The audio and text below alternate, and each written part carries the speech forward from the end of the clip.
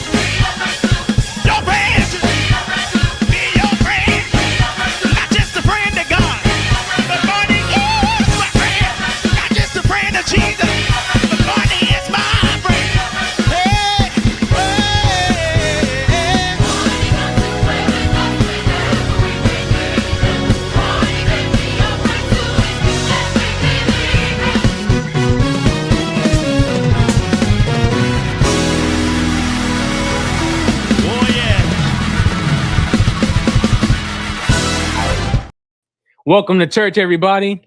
Happy Sunday. Welcome back to the pod. We had to start it off differently. Praise the Lord, if you will. Let me turn on the comments here. How's everybody? Welcome to the Worst Barney Home Video stream, part 4, I think. I think this is the 4th one that we've done. Welcome in. If you haven't been here before, welcome. If you've been here already and you keep coming back to support us, thank you very much. Welcome back. Before we get started, if as you guys know, we're looking to answer the question, what is the least favorite Barney home video? So far, we've already had 3 episodes of this. The current bracket that we're looking at looks like this. So we have I Love to Read with Barney, we have Barney songs, and then we have Once Upon a Time on our list for so far the worst Barney home videos that we've debated and almost, I think, unanimously chosen each of those ones. It should get harder as we go along. Today, we're looking to answer the question about Barney's Sensational Day, Barney's Musical Scrapbook, Camp 101 Around, Adventure Bus, Good Day, Good Night. Those are the 5. Welcome, guys. How you guys doing? Welcome to the pod. Kaylin's eating food, as always. What do you guys think about our praise and worship as we got started? Malakai?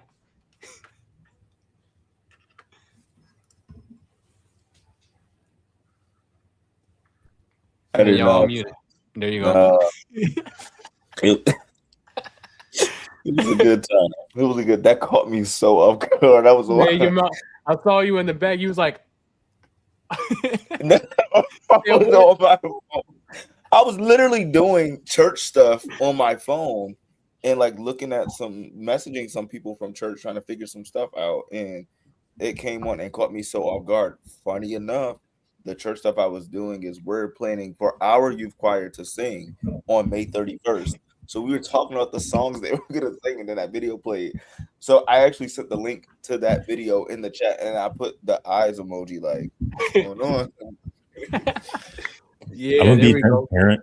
I was so incredibly unprepared for the pod tonight, so I was like scrambling to do stuff while the music and stuff, the pre-stuff was playing, and then I saw that was playing, and I was like, I know they're not playing the whole thing. I was like, what is going on? Absolutely. Mattel can't copyright that one. They definitely. They'll find a way. You got to take that up with God. But I say somebody will find a way. Somebody will. 9 Story South Africa. Let's see who's in the comments over here. Caroline says she didn't prepare at all for this. She has yet to see Good Day, Good Night. That's all right. It's only been like 30 years since it came out. You have time. Trevor says, hello, Barney Maniacs. Maniacs. What's up? Anthony says, what's up? What's up, bro? Devontae says, hi, welcome back to the live. Are you welcoming us back to our own live, or are you welcoming everybody in the comments to the live? Welcome in, dude. Billa says, the boys, yo, what's up? Jalen says, saw Michael, then started moonwalking at work at Chuck E. Cheese in the costume yesterday. Period. There we go. Period. Exactly. Don't let the estate know that. They're going to come after you. Yeah. Thomas says, okay, you really need to upload some of these instrumentals. A lot of those instrumentals, some of them are mine. Some of them are from Barney fans. Purple Coat is one of them. You can find them on YouTube. They've made the instrumentals and allowed people to use them. So you can find those. That Rainbow song specifically is done by Purple Coat. You can find them on YouTube. So definitely check them out. Subscribe to them. The instrumentals that I have, I'll think about uploading those at some point. I just haven't yet. Caroline was also thrown off by the praise and worship. She said, what is this? Bob's got nothing on this gospel. There we go. Yeah. Kaylin, you're right. AI could never create something like that. Man, how's everybody doing in the comments? Tell us how you're doing. Mother's Day is next weekend. Any of you guys doing anything special for your mothers? You guys here as you guys on the stream with me? I don't know just yet. I usually make something. I'm not gonna usually make something. Yeah. I don't know just yet. I have no clue. I still owe my mom money because her birthday. You gonna pay her off? No. So her birthday was, mom, that 20 I owe you. 2% interest. Her birthday was in March, and I bought her for Mother's Day weekend. I bought her concert tickets to her favorite gospel artist, like front row, like sitting Jonas. right in front. Oh. Why they canceled the show last week and gave me my money back? I was so upset. Dang. So I'm gonna give her the money that the tickets cost, but I didn't know I got refunded, and I paid my bills with the money, so I gotta wait to give her the money back. That'd be the worst when they drop some money you're not expecting, and you think you got a little extra. Man, Isaiah says I'm going to LA May 21st to the 24th. Nice, man. Okay. LA is a cool place to visit, and then immediately leave. It's not a good place to live and stay. I hated LA when I was there, but it was fun for like the couple weeks that I was there. Caroline says, bro, I am 22. My bad. All right. Yeah. Check out Good Day, Good Night, though. It's not, well, we'll talk about it. It was one of my favorites as a kid growing up. Tristan says, I'm unfortunately feeling really stressed right now, bro. No lie. I think us four here, wasn't it just this past week? We were talking about how like we're all individually stressed out or dealing with something that like we've just been trying to deal with life. So like you're not alone in that. We're all feeling it right now. We'll put our stress away tonight. Yes, we'll pack it away for sure.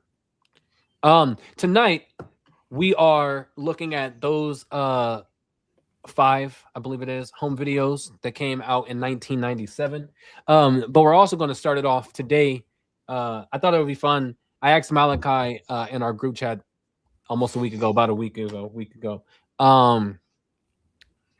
Who his favorite songwriter was from Barney, because there's so many songwriters, so many great songs, and his number one choice was Phil Parker, which is a great choice. Phil wrote some hits, and so I told him we were going to simulate our own versus battle here. If you're not familiar with Versus, it was created by producers / rappers, if you will, Swiss Beats and Timbaland. Quotes. Where they just take two artists. Initially, it was like a battle between the two, but now it's become more of just like a celebration of two different artists and their work. And so I thought it would be fun for Malakai and I to do a versus battle. He chose Phil Parker as his favorite, and I chose Joe Phillips. So we're going to give our top 10 songs. He's going to give his top 10 Phil Parker songs. I'm going to give my top 10 Joe Phillips songs. And we're going to see which one fares out better.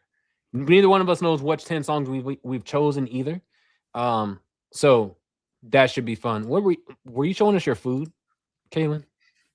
What was it? It looked like some white lady's like casserole dish. It's grilled cauliflower. Okay, so before we start, I'm having gross grilled cauliflower. Man. I'm having ribeyes and grilled vegetables.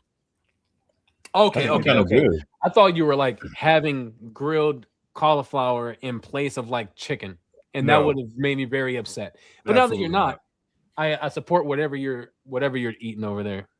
Well, now I feel like we gotta go through what everybody eating. So, Head, what you got? Because I'm curious. I got a $1 Michelina's pepperoni pizza that I use for work on my break, but I'm eating it now because I can do it. Why not? You know, you got a Pepsi with it? Mm-hmm. Oh no, I got a. No, we don't support Pepsi. I got a fruit punch. You know what I'm saying? Pours it all out on the thing. Okay. Y'all think Pepsi stock went down over the weekend? No. Or the past 2 weeks?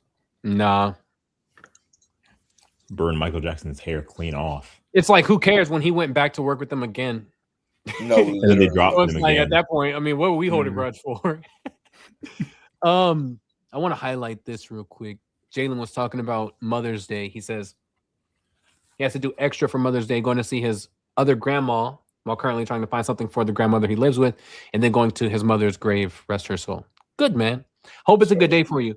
My grandma is still here, so we'll do something for her for sure. And then obviously my wife and the mother to my kids will do something for her.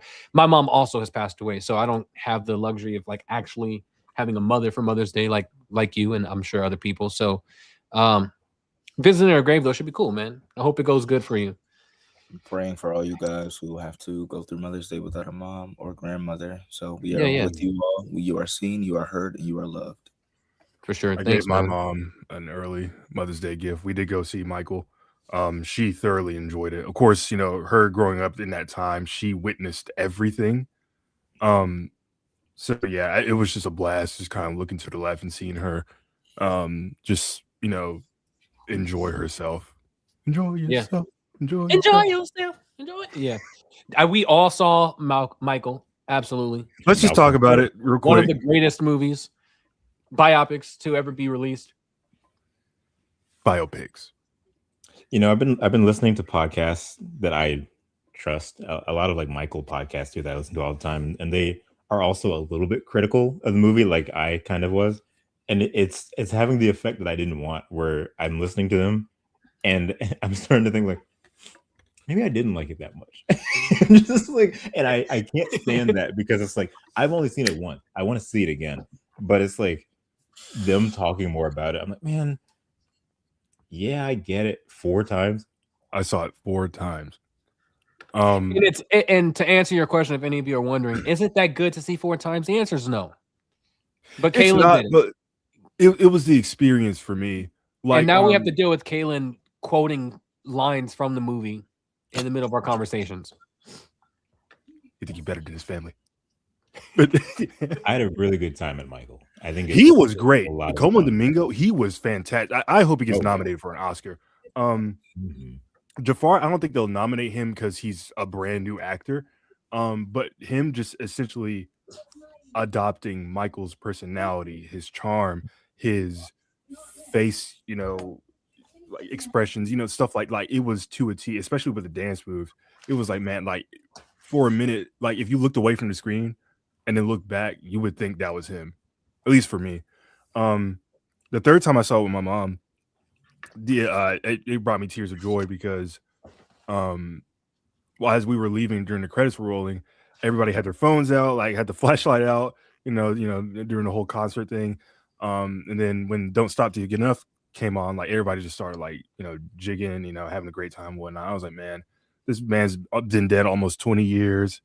That song is over 50 years old at this point, and he is still bringing so much joy, to the world, essentially. So yeah, I hope everyone does go see it and enjoys it for what it is. Currently, right now, it's making like 400 million worldwide, and it hasn't even released in like Japan and somewhere else. It comes out in Korea in May or later this month, and then Japan gets it in June. China, I don't know. But those markets, once that hit, that I think that'll make it cross 1 billion. Yeah, because they don't play about Michael in the Asian countries. Oh, for sure. Just how they don't play about Barney in the Asian countries. So yeah, definitely go see it. See it with a crowd if you can. The movie's been out for 2 weeks, so I don't think anybody else is showing back up unless they're extremely massive Michael Jackson fans like we are. And yes, like that person is saying, the Rotten Tomato score did not do that justice. It was just a bunch of critics saying, "Oh, they didn't talk about this, that, and the third." Who cares? It was also weird seeing like how the Rotten Tomato score for Leaving Neverland, which has been removed from HBO Max, had a higher critic score than this. As it should. Right. And the audience score had a lower, score for that. Whereas with this movie, it's currently standing at like, I want to say 96 or 97%. Like everybody loves this. So. Mm-hmm. Yeah. Anthony said, I feel that hedge. After reading reviews, I like gaslight myself into not liking the thing as much. It definitely make you second guess yourself. Good stuff. Let's see. Do you want to get the Barney puppet from Dakin? They made it decades ago. I don't know what puppet you're talking about. I have 2 different Barney puppets, though. I just moved to a new office, so they're not here. But I don't know which one you're talking. I don't know what you're talking about, actually. Cameron. Yeah. All right, Cameron. I just want to say, it's crazy. We have such talented people in the community to the point where now, Karan, you're sitting down and in the background you have official plushes, and then you just have like the studio doll just sitting on and like no one acknowledges it. It's just sort of there. Yeah, it's just there. I actually had it in the back further, and it was like, it should be closer than that. And I put the book bag, and it was actually in the front. I moved it back. But yeah, dude, Orion's dope. He killed those. He killed it with those dolls. Yes, he did. This is random, but okay, we'll answer it. Everybody, what's your favorite pizza in your life? Mine is pepperoni and ham pizza. Mine depends on. So we have a place here in Omaha, in Nebraska, called Godfather's. It's only Is it red and green, like the logo? I don't know, honestly. We also have a Godfather's here. It might be. It started here, and then they started to franchise out. So if it's a Godfather's pizza, it's like their mascot is like a dude from like the 1920s. He's like the Godfather, like a gangster. Yeah. Okay. Yeah, it's the same. Yeah. Yeah. I know exactly what you're talking about. Taco pizza is top notch. It's so good. But if I'm not having taco pizza from specifically there, I love Hawaiian pizza because pineapple goes on pizza. I agree. It does not belong on tacos. Pineapple? Yes. Yeah, I've never actually had it on a taco. Well, now my Mexican friends say authentic tacos with pineapple on them. Where it's at. I've never had it because they do like pineapple salsa and stuff. So it's like mango salsas and stuff. Mango salsas. Oh, okay. Yeah, so it's like the actual fruit. I'm like, just these big chunks of mango on the taco. No, like mango and cilantro and all that stuff put together. Like they make that little mango salsa. That. Yeah. I'm supreme all day. I want everything, including salami and anchovies. Yeah, I said it. Ugh. All right, BJ. All you need is pickle and peanut butter. What did you say? Wait, what did you say on your pizza? Say it again. Anchovies. So like the supreme one, like the one that comes with everything, plus salami and plus anchovies. Okay. I should try them. Nope. However, I tried sardines for the first time last night. That was an adventure. Oh God. Yeah. They're pretty it tastes good. just like tuna fish. If you like tuna, They're not it bad. literally tastes They're the same. pretty I think it's off-putting because they're actual like whole fish. fish. And they stink. They But they stink, taste just like tuna. And once you get past like the smell and like I had it in like Louisiana hot sauce, and I was like, I'm just gonna try it because I had never tried it before. And it tastes just like tuna, literally. When I had mine, like I think chitlins. I had them. No, it's not. No, You I'm not said saying like it chitlins? tastes like chicken. Chitlins are booty noodles. I'm saying like how we hate like the Sardines smell of are just chitlins, and then when fish. we finally eat it, we're kind of like, that's No, that's not for me. I don't think I like them either. Like taste wise, Chitlins? I don't know. They're like No. Why would they're the I call The them booty. intestinal I call tract. them booty noodles. Because that's That's literally what they are. exactly- booty noodles. Yeah. No, they're pig intestine. It's exactly what they are. No, thank you. We're not slaves anymore, Kaylin. We don't have to eat these things. Facts. No, Man, you're my right. mom, No, my mom, it'd be blowing me because my mom loves them, and like she be putting, like she be slurping like when she eat them, and I hate it. Like it's so gross. Dude. Like she literally, they be hot, and she be like, I'll be like, ew. Try living in the South, bro. That's all they make here. They all, if it's not pig's feet, what else? Collard greens. Pig feet are good though. They're good. Like I won't deny that. It's just like certain stuff, like Quran said, we're not slaves anymore. We don't eat that sort of stuff to Pig survive. feet are just like gristle, though. It's just like it. Like the more you chew it, you realize you're not supposed to be. Like, Okay, yeah. And then you got to force yourself to swallow it because you can't possibly chew it up enough for it to be edible. So, you know. Dude, my brother any is of 8. y'all- He lives in Washington, D.C., and he loves, for some reason, he loves hog mogs. I don't even know what hog mog is. I've only heard it in Friday. It's essentially, how do I describe it? It's a pig, right? But I don't know if it's like the meat of like the leg or whatever, kind of like how we eat like chicken or whatever. But yeah, you It's a essentially put it in a stuffed pig crock pot for stomach. 2 hours. So what? It's a stuffed pig stomach. Yeah, basically. Hog mog. Ew. Hey, it tastes good with some Louisiana hot sauce though. You can put that thing on anything. So it looks like a hot That's dog. because it completely gets rid of the taste of what you're eating. Oh, okay. You know what?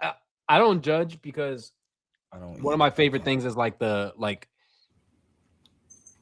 culture of different areas around the US, but then also different countries and the food they eat. So it's always fascinating to me to like people in other countries that eat like blood sausage. I probably would never, but like it's just a fascinating thing to me. Somebody said Such that a sounds like prison disgusting food. name. It sounds like unless you're on death row and then you get like steak dinners and stuff. Nah, if I'm on death row, Snacking on blood sausage. What we love to do. if I'm on death row, I'm ordering a bowl of rice and I'm eating it one at a time. Yo, I'm taking my. You say you taking your time with it? Ooh, I don't know why y'all rushing. It's a bowl of rice. Look, let me tell y'all, I got this cookie butter Biscoff pound cake. Cake. Be careful. Cake. They about to hit you up. I saw you showing my cake. Yo. Okay, feed it to the fish in your tank back there. Bro, that's a TV. That's the Roku screensaver. Did you really think it was a tank? It looks so much like a tank every It single does. time. I was about It's to ask, like, Roku Malachi, what the hell is screensaver. that big ass aquarium? Just sitting in the middle of the room. Have you any of y'all ate Malachi got a 20 gallon in the back. the turkey? Yeah. That's the most iconic scene from that movie. Which one? Norbit. There's the one where Terry Crews is like, Probably here the we one go. that we have right here on the screen. No, there's the one where Terry Crews is like, here we go, and then later when Respucia's Who looking ate for him, that turkey he goes, ass? yeah. The first one looked good. The first not look good. The first one, it was just like all tooted up. Hold on. Billa says blood sausage is actually not bad. Explain to me. Can you explain? Is there a way to explain what it tastes like? I've seen it on like shows. Like, have you had a hedge? Somebody screenshot that and edited it so it says blood sausage is actually bad, and then like a little emoji next to it. Yeah. Hey Hedge, how's that cookie taste? It's tasting pretty good. It tastes like it came from Food Lion. See? Oh, my boy I have a bite of this ribeye. That boy got the man. I'm hungry now. Hold on, I got Mexican candies. You guys ever had Rellerendos? You have those in your pants? Yes, because my pants have pockets. No, I mean like inside your pants. Yeah, in my pocket. Okay, it looked like you had them like. How Like can it he look was like big. that, Kayla, when you can only see me from the shoulders up? You got Anyway. Japanese candies? Rellerendos are really good. They have If you these get ones, Japanese which candies, are I'll like take them. tamarindo, but I just found out they have mango flavored ones, and also chamoy flavored ones, which are really good. Dude, you're a video dog looking at that. Hey, Like, Malakai, can you hand me one of them cookies? You pass one down for me? that one of those Barney's World cookies.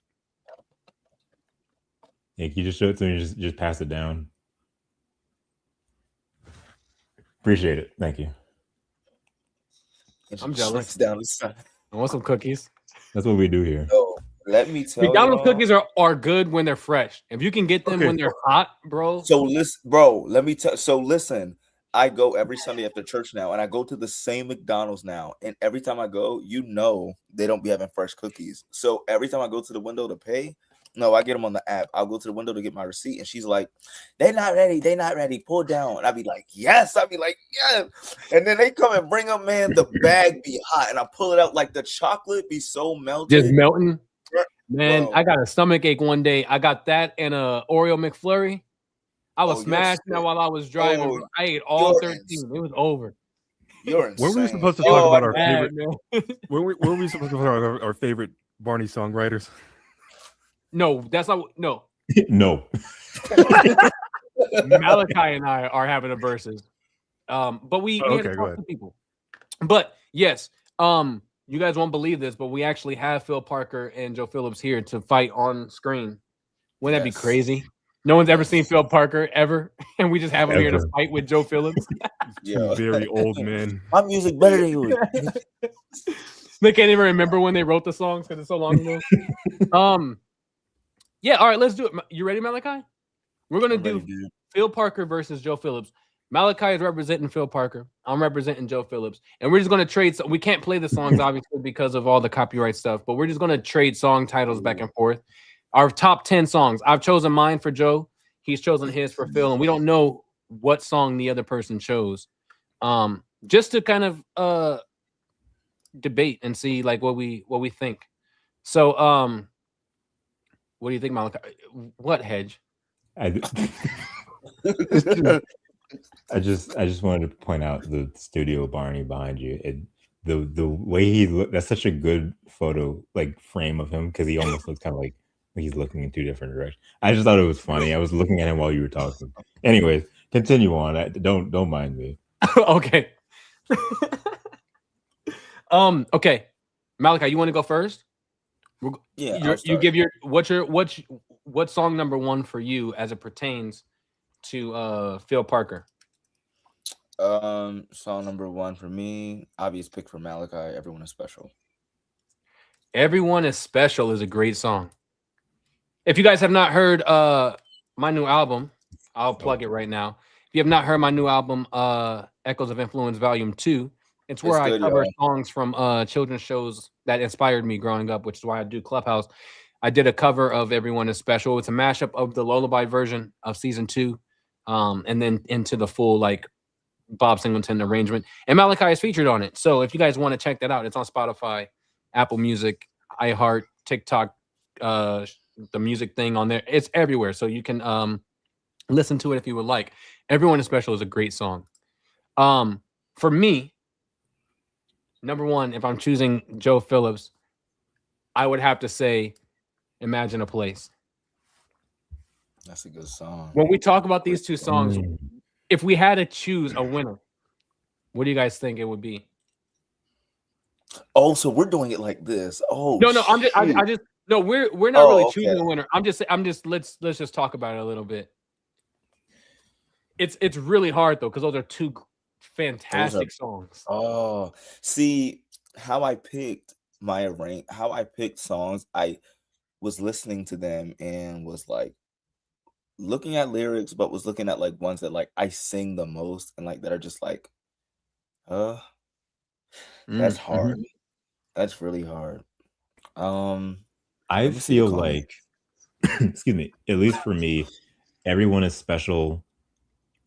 It depends on who is singing it The and the version. arrangement that it has. Mm-hmm. Imagine a agree. Place. I specifically relate to Barney's House, and that iteration of it is so good Yeah. that I don't think anything The could very ruin beginning, Kalen, when the kids are Oh, singing, yeah. Imagine a Place. Yeah, okay. One, I was like, two, what did it? Huh? He said, He was what? like, what? The cleaner It's- version.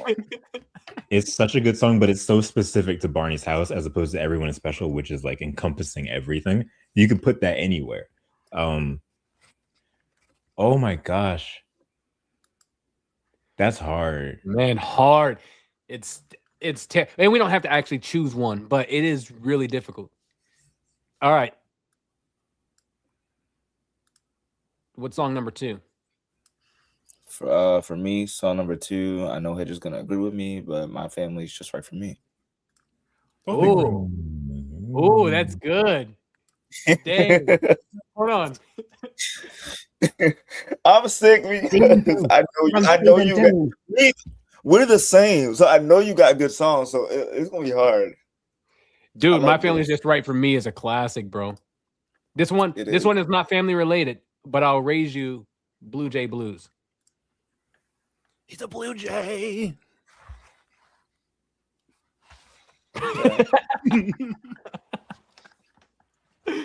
Blue Jay Blue. If I had to choose between these two songs, I would go with My Family's Just Right for Me. Between these two, but Blue Jay Blues. It's not an ordinary bird, the coolest bird you ever heard. Like that goes crazy. That's a crazy song. And the good thing about Blue Jay Blues is, unless you saw the Let's Go tour, you don't have any version where it could have gotten worse. You only have the Barney's House.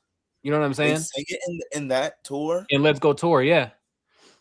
Which sucks because I want to hear what it sounds like, but you can't. So the only version we have is that we at least could hear My Family's Just Right for Me deteriorate throughout the Park era. You know what I mean? It's like you have to specifically go Bob Singleton's version, you know. But I don't know if they ever like recorded stuff for practice purposes, but I feel like if they could compile those together, they could still release that tour. They could, because they had recordings of it. I don't know if something went wrong with the recordings or if it just came down to money and what it would take to package it and release it. But that can't be the case because you continuously package and released a bunch of trash clip shows after that for years, so that they could have released it. I don't know. But I'm saying if they didn't ever have like a camera crew there to film it, you would think that the actual tour crew would have like a camera or two there to like make notes like for the performers like afterwards. You know what I mean? Yeah. Kind of like how an athlete like watches film. I mean, from what I understood though, they did record it. Like they filmed it like because they were intending on releasing it. Yeah. And then something happened to where they just didn't. I really want to hear Blue. So I really want to hear it too. I'm in contact with someone from the production who is supposed to be getting me the track list CD that they have for practice for Let's Go tour. I just haven't gotten it yet. I've been waiting forever. And I'm trying not to like push too much so that they don't change their mind. But I really want to hear I really want to hear that version. Well, do you think so? If they obviously intended this to be released on video, do you think it's somewhere in like Mattel's archives, like somewhere, like they have it? Probably they just don't know or don't care. Yeah, probably. Yeah, don't if they still have all the archives, they absolutely would have it. Side note, real quick, I discovered 2 weeks ago on LinkedIn that Mattel, all their IP departments, whether it's Barney, Barbie, Hot Wheels, Thomas, anything, they're entirely ran by interns. Basically, college people. College kids. I was going to ask you, why is that a problem? I just feel like if you're in charge of $1 billion corporation, I don't think it's very responsible for you to like let like college kids just handle the most important aspects of your properties, right? Well, the way that interns work is they just do all the footwork. You have people who oversee them and tell them what to do and what not to do, but they just physically do the work. You know what I mean? So like they have someone who's overseeing them and what's being posted or shared or whatever it is, but the interns are the ones who's just actually making the work happen. If that makes sense. Like it's a weird thing because they could leave at any minute, or like they could leave when their like courses up, whatever, and then you have to get new people in there to sort of finish what they were doing, and it's like, well, I can't if I don't know what's going on. Yeah, I mean that's a big problem with Barney right now. That's what we do for Clubhouse, and granted, we're not as big as Mattel, but last year our entire crew for our show were all interns who were either just recently graduated college or in college, so I was having to teach them the job while we were doing it. So and now they're gone. So it's like this year, if we wanted help, we would bring in new people. Mattel is a huge company though, where I'm sure they have employees who are permanent, like full-time employees. And then they have interns who it gives them an opportunity to work for these mega corporations in whatever field they're interested in or they're in school for. But also knowing that you have to have people on staff because the interns, they're supposed to revolve in and out and have new people and then they leave. You're supposed to do that, and it can't be a successful internship program if you don't have people who's overseeing all of that happen. You know what I mean? Interns now though, so Anthony says probably unpaid too. Like the common medium now for interns is paid. So there are some places that don't, but the general consensus these days is that interns should be paid because they're doing the work. Even though they're learning, they're still doing the work. So they should be paid. I would also be so sick. Imagine living in California and you get an internship at Mattel and they don't pay you. Oh, I'll be living in that office. Mm-hmm. Yeah. But you need it too. Because we can say whatever we want about interns. Caroline says they're babies in the job force workplace, which is true. But you need it because if you're a college student and you're wanting to get into an industry, if no one's going to give you the opportunity to do so, you can't be successful in that. You know what I mean? So internships are a way that you get your footing in the door and also learn what it means to handle these kind of brands and things like that. So I don't know. I don't think it's the interns that we can blame. Mattel is just terrible at the way they manage everything. It's not just Barney. It's literally everything. The only thing they're actually successful in is selling toys. Everything else that they try to venture into, it's not as successful as they are with toys because that's what they should be doing. So it's like interns can only do as much as Mattel provides to them. You know what I mean? Yeah. All right, here we go. So anyway, my family's just right for me. Yeah. That's the one you're going with? I think so. Oh, yeah. I mean, I've never really cared that much about the Blue Jay song. It's just kind of whatever to me. I also think that my family is just right for me is one of the perfect examples of it. That also matters. The people singing it matter because I will always say the season 2 arrangement from the finale is the best that they've ever sung that song. Just because the kids' voices fit so well for that song. And then I remember hearing them perform it at the beginning of, I think it was Fun and Games or something. And I hated it. Something about that, which is so weird because Min was in it.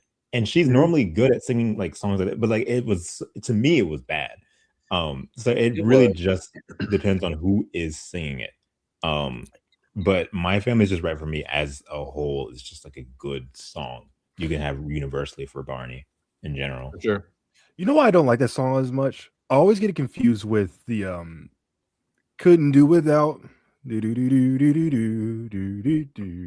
two different songs. They're two different songs, but they sound so similar to me sometimes. I'm You're like, talking okay, about which- people helping other people. Yeah. How do you get those mixed up?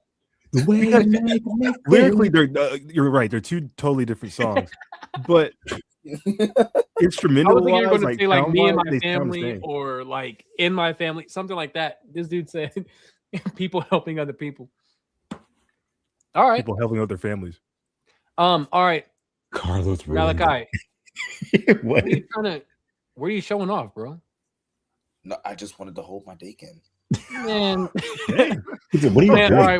What's our next song? Sit down. Like, That nigga's so fit. number 3 is I was listening to this morning on the way to church, and that's what made me pick it. Snacking on healthy food. Very generic, but Snacking I on healthy think food is good. I think it's the Yeah, I'm doing It's- it right now. Yeah, me too. The chocolate chip cookies and nuts and Pizza from cheese Food and Lion. cookies and these. Okay. Snacking on healthy food, I raise you being together. Ooh. There you go. Ooh. Yeah, you that's lose, bro. a There you go. Tehran That's put good. that card down and walked out. There you go. What's the best version of Together. being together to you guys? Did these have? I'm sorry. Wait. Did these have to be in order or no? What do you mean? Like Order. order, like of our best, like literally top to where I just put them. I just threw them. I put them in an order, but they're just 10. It doesn't really matter. No, like not like your number 1 doesn't have to be like this is the one I think is the absolute best. Oh, okay. All right. Yeah. Okay. What's the best okay. version of being together? What a world we share. What we share. Yeah. I'd say that in Colorful World. Colorful World is just the Park Era's version. It's a little bit extended. Like It we all has know that- Joe. it's extended for the kids to enter in, specifically with like the jump ropes and stuff. Mhm. But outside of that, it's like I like What a World We Share for sure. I don't Joe know. said We being know together and- Joe was like very heavy on the sax. Yes, he And I was. feel like that version kind of like makes it work, whatever. Mhm. Malakai got it again, says S boy. You What? think snacking on healthy foods is better than Man, being please. together? Anthony says it's like choosing between your own children. Well, I can do No, that it's too. not. It's not as hard as you think it is. Being together is such a good song, no matter where it is, no matter who's singing it. The melody is so good on Being Together. It is. I love it. You know what's fascinating? It's always the people who never originally composed them, like those songs, that make them the best. Like Bob Singleton, he didn't use the traditional instrumental for Being Together for that video specifically. So he Mhm. did his own spin, and it Put sounded his own way thing on better. it. Yeah. Mm-hmm. AJ has a good point too. You were comparing the David Bernard Wolf's version of people helping other people. That's His- right. That's the only time he ever did it because he adds that. And And it's on that album. It's only on that album. Yeah. Yeah. There were lots I of love that other album. people who gave me. Andrew says Quran just mic dropped. All right. Cool. Okay, you ready for the next one? Yep, I'm ready. My fourth one. Simple and Beautiful Rainbow. Oh, let's go. You wrote that one? What is it? Simple and Beautiful and Rainbow. They And only sang it Beautiful. once in season 1. Simple and Simple. beautiful a rainbow, pretty for the eyes to see. Man, Oh, bro, I love that song. I wonder know why you they do. replaced it with the Rainbow song later. But they sung Rainbow Song first. They did. Wait, I did they? think they did, Did they? but they could have alternated between both. Like, Are we talking about Rainbow Beard? yeah, because Rainbow Beard came before before Our Earth, Our Home, right? It did, but Right. I wonder which Yeah. order they filmed in. Okay, yeah, true.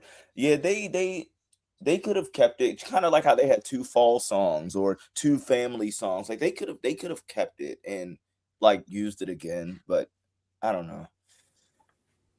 Simple and Beautiful Rainbow. Dang, dude. Hold on 1 second. All right. Everybody's I mad. raise you. Simple and Beautiful Rainbow. I raise you. That's not it. Hold on. Being together The again. Barney theme song. The adventure song. Which Let's one? go on an adventure. Let's go on an adventure. Just pretend and you will see. Yeah, you're singing the other one. Let's go on an adventure. A sailing adventure. It's fun for you and me. We can pretend that we sail the ocean I blue. like that Yeah, song. the outer space version, the best. Following a map. It was actually super good. That one and only time they used. I think it was one. When it was a season 6 episode. in the park They like era. No, they sang it in the park era in season 7, I think it was. for real? Yeah, the last time they sang it, What? 3 lines, 3 corners. And it's a really good. I love that version. It's the only time they ever sang it in the park era. I don't really care about either of them. You don't? We didn't even know what really. Simple and Beautiful and Rainbow was. I remember it. I don't really. Not enough that you knew exactly what it was when it was mentioned. I mean, both of those, to be honest. I don't know. Man, I don't know. I would go with the adventure song if I had to choose between the two. Simple and Beautiful Rainbow in that one. Man, okay. Somebody said Mr. Knickerbocker versus If All the Rain I Drops. saw that and I ignored it. Easy. Don't play with me. All right, Malachi, what's your next one? You listening to the park era? Mm-hmm. Yeah. I just had to hear a snippet of it. I was just okay. My 5th one. This is the 5th one. 1, 2, 3, 4, 5. Yeah. Castle So High. Oh, let's go. Look at That's Hedges stuff right there. I know. Oh my god. Which version? The original. Castle, Magical Musical Adventure. It's good. All of it's Fairy good. tale castles with beautiful flags. That's the best version. A musical castle though killed it too.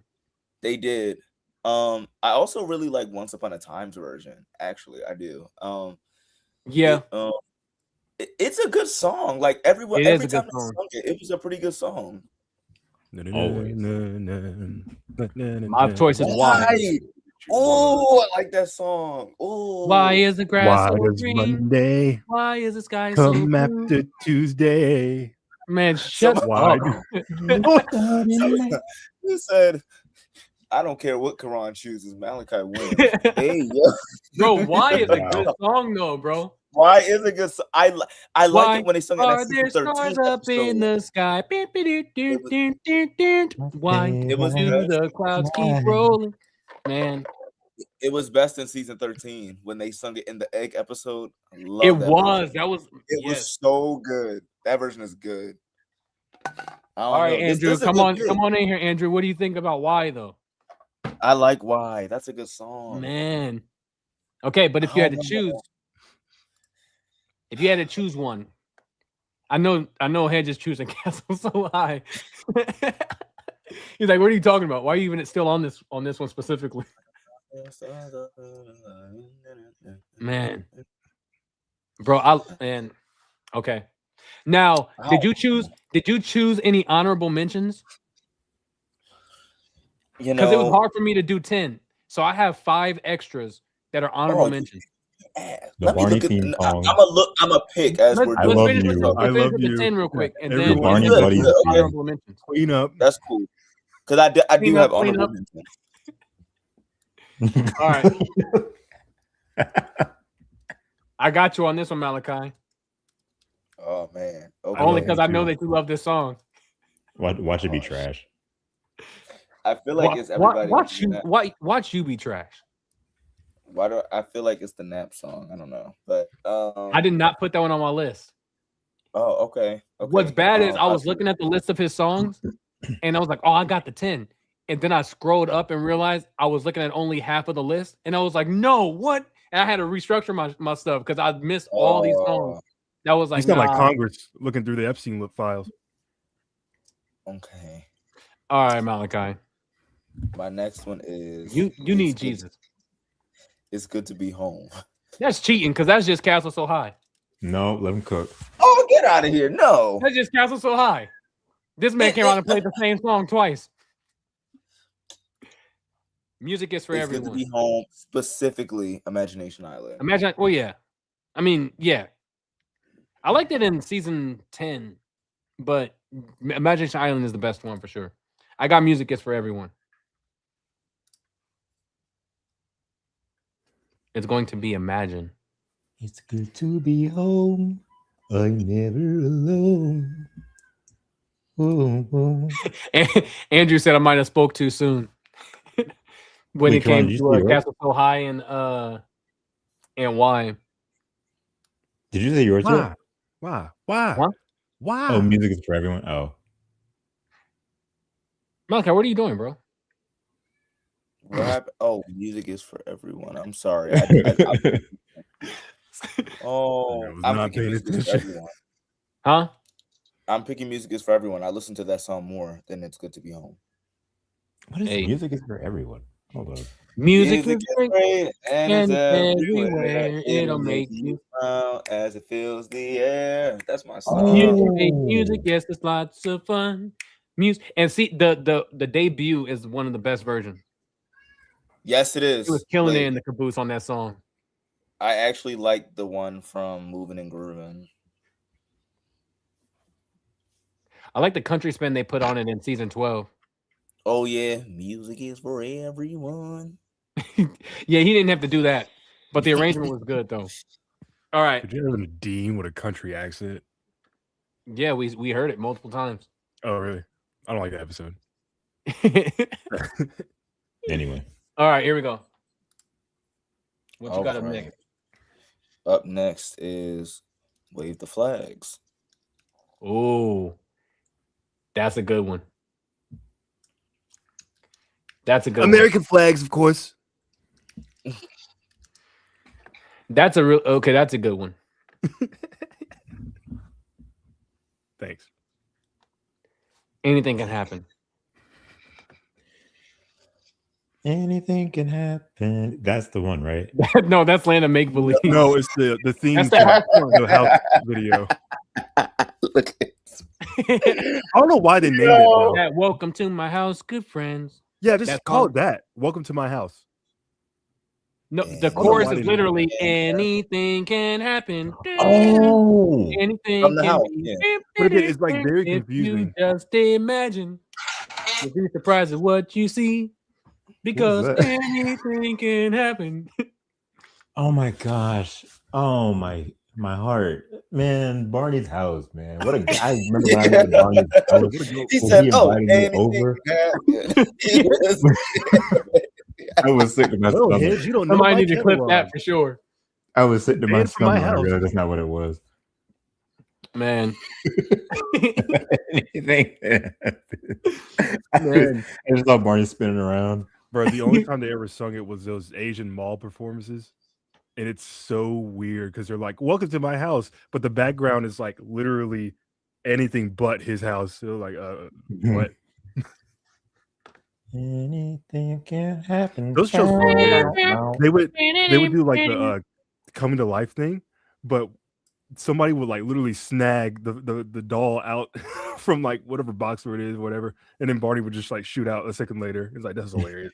Barney coming to life at his own house doesn't make any sense. It doesn't. No. They made his house for whatever. That's such a good song. Okay. Oh my gosh. What would you say? What would you say, Hedge, if you had to choose? What was Malakai's again? Um, Y'all don't I even said, "Wave the flags. Let your Oh, flags wave. man. Let the colors show." anything can happen. Wave the Flags is really good. Well,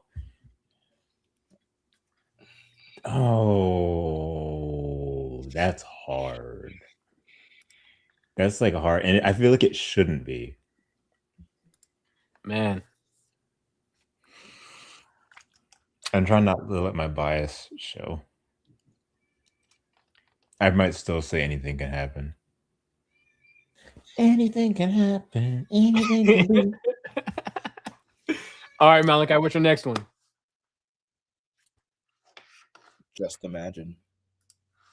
You won. You won that one. You won that one just because I love Just Imagine, bro.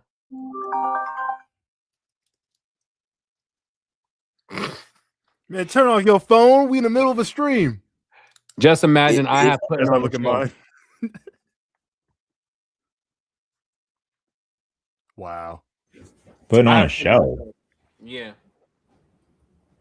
You do a little chorus a little bit. Refresh my memory.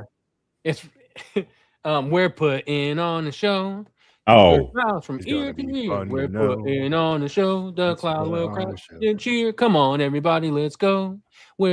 Set the stage, light the lights. We're going to dress up and look real nice. mhm. Get the I did like I really had like a kombucha girl thing where I was like, yeah, I saw you. No, wait, what is that? like, hold up. But Just Imagine is just so good. It is. However, I've never heard a bad version of Putting on a Show. I've heard a bad version of Just Imagine.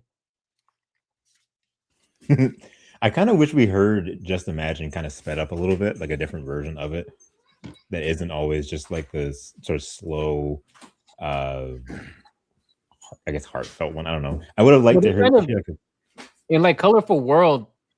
They start in the park area. They started to pick up the second half, like they would build the instrumental and stuff up, where it was more energy to it than just like a ballad. But I know what you mean. It probably would have been really good as a quicker song. Putting on a show, I guess. Yeah, I'd say Putting on a Show over Just Imagine. Honestly, maybe. Because I don't know.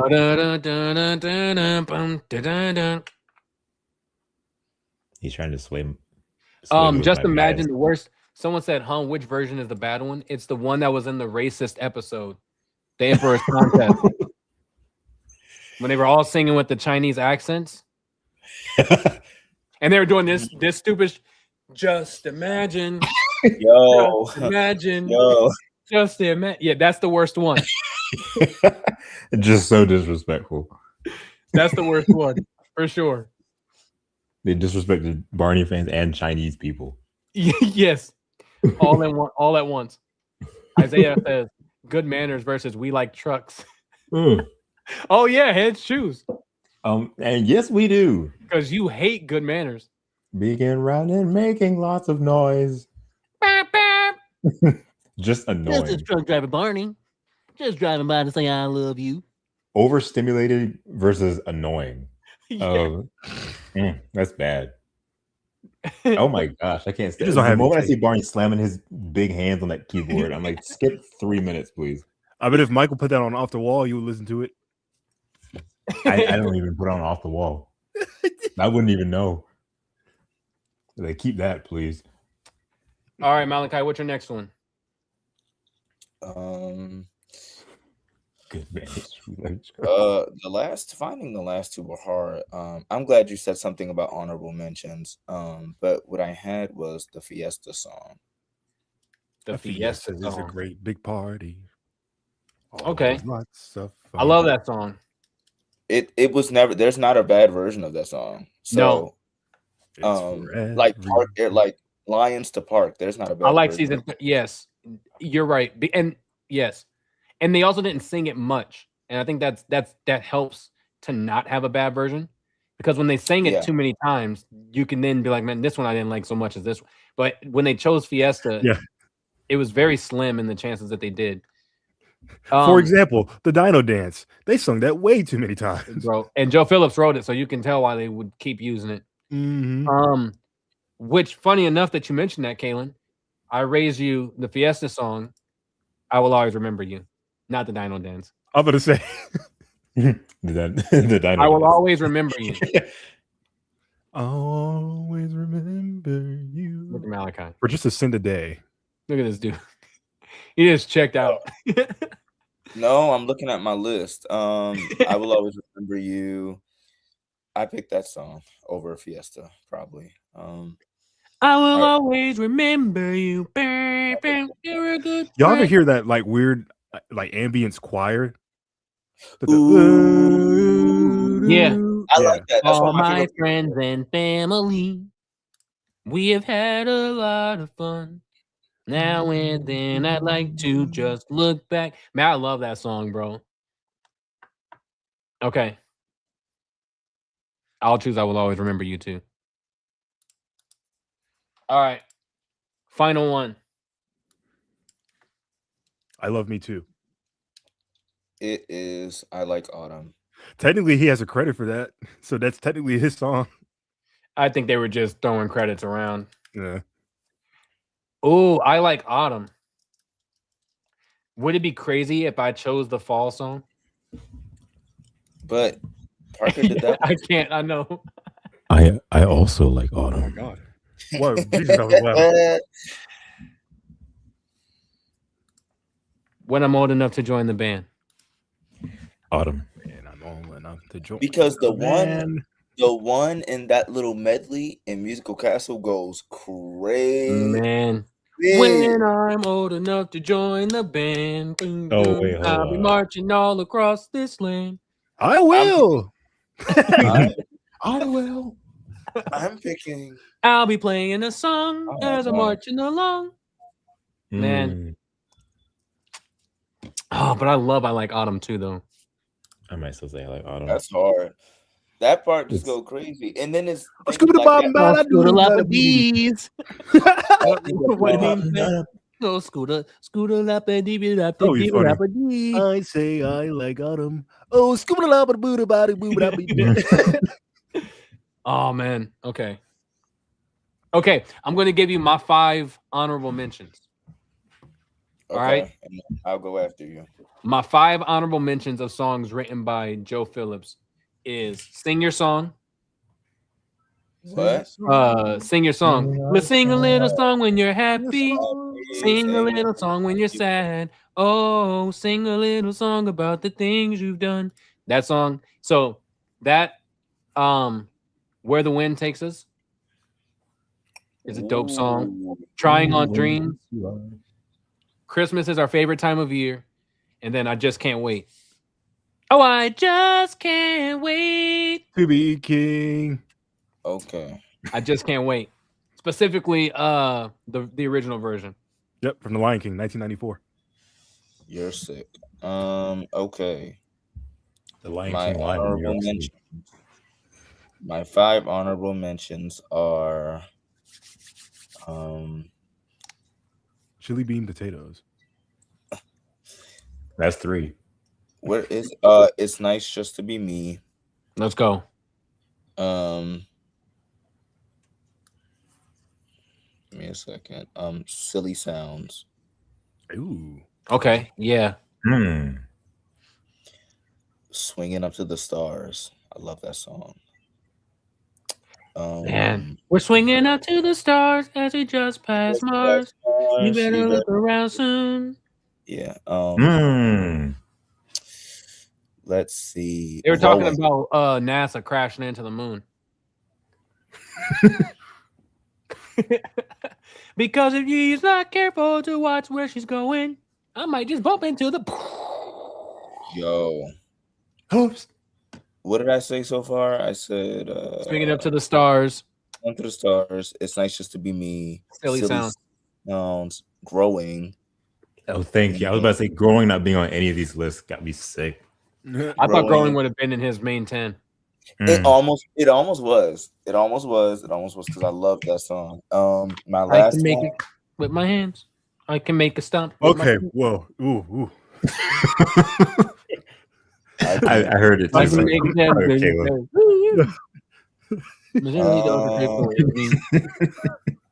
my last one is... I can make it clap with my hands.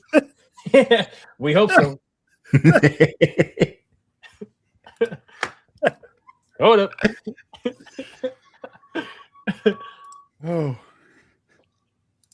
Oh my gosh, this is hard. And if I'm not gonna lie. because I'm gonna tie the two together because they're very they're like the same song essentially. But just now that I'm looking, no matter what the name and no matter where they are. Yeah, man, it took me. It was so hard for me not to put "Up Is Up and Down Is Down," or or um Mm. or "The Land of Mother Goose." And Mm. I the sun I always shines, music I, and rhymes, laughter I and almost fun. put a Mother Goose song on mine too because I really like the song. I really like Mother Goose Please Appear. I love that song. Like it's Man, repetitive, but it Ooh, go that's Mother a crazy. Goose, Mother Mother Goose, Goose, your hey, voice we Mother can hear, but we like it even better if you kindly appear. Man, Goose. Many miles mm. on and that song Turn go around one crazy. time. That That's a good pull. That's a good song, pull. man. it is. I All almost right, like that. not bad, Min not said that's bad. our favorite But you game. know, I low key too almost put Shadow Song in there because you know we've been on that Shadow Song kick recently, and Yeah. I almost put it on there, but I was like, it don't make my top 10. I don't think. Ultimate life form. I was about to All right. say. I All right, am. we're an hour in. Let's do I this. We're looking at okay. So back to our worst home videos. These are the 5 that we're looking at today: Barney's Sensational Now Day, we're doing Musical it. Scrapbook, Yeah. Camp on a Run Around, Adventure Bus, Good Day, Good Night. Dude, I literally thought we were doing like the Purple Rain podcast for a minute. Man, even though you asked what we were, man, okay, No, like we've been doing this for about a good hour, but I forgot what we yeah, were we've doing. been having fun. All right, so when we're looking at those 5 home videos, what are some things that we like about those 5 though? Before we talk about the one that we choose as the worst, what do we like about, if anything? Nothing. What a motley crew.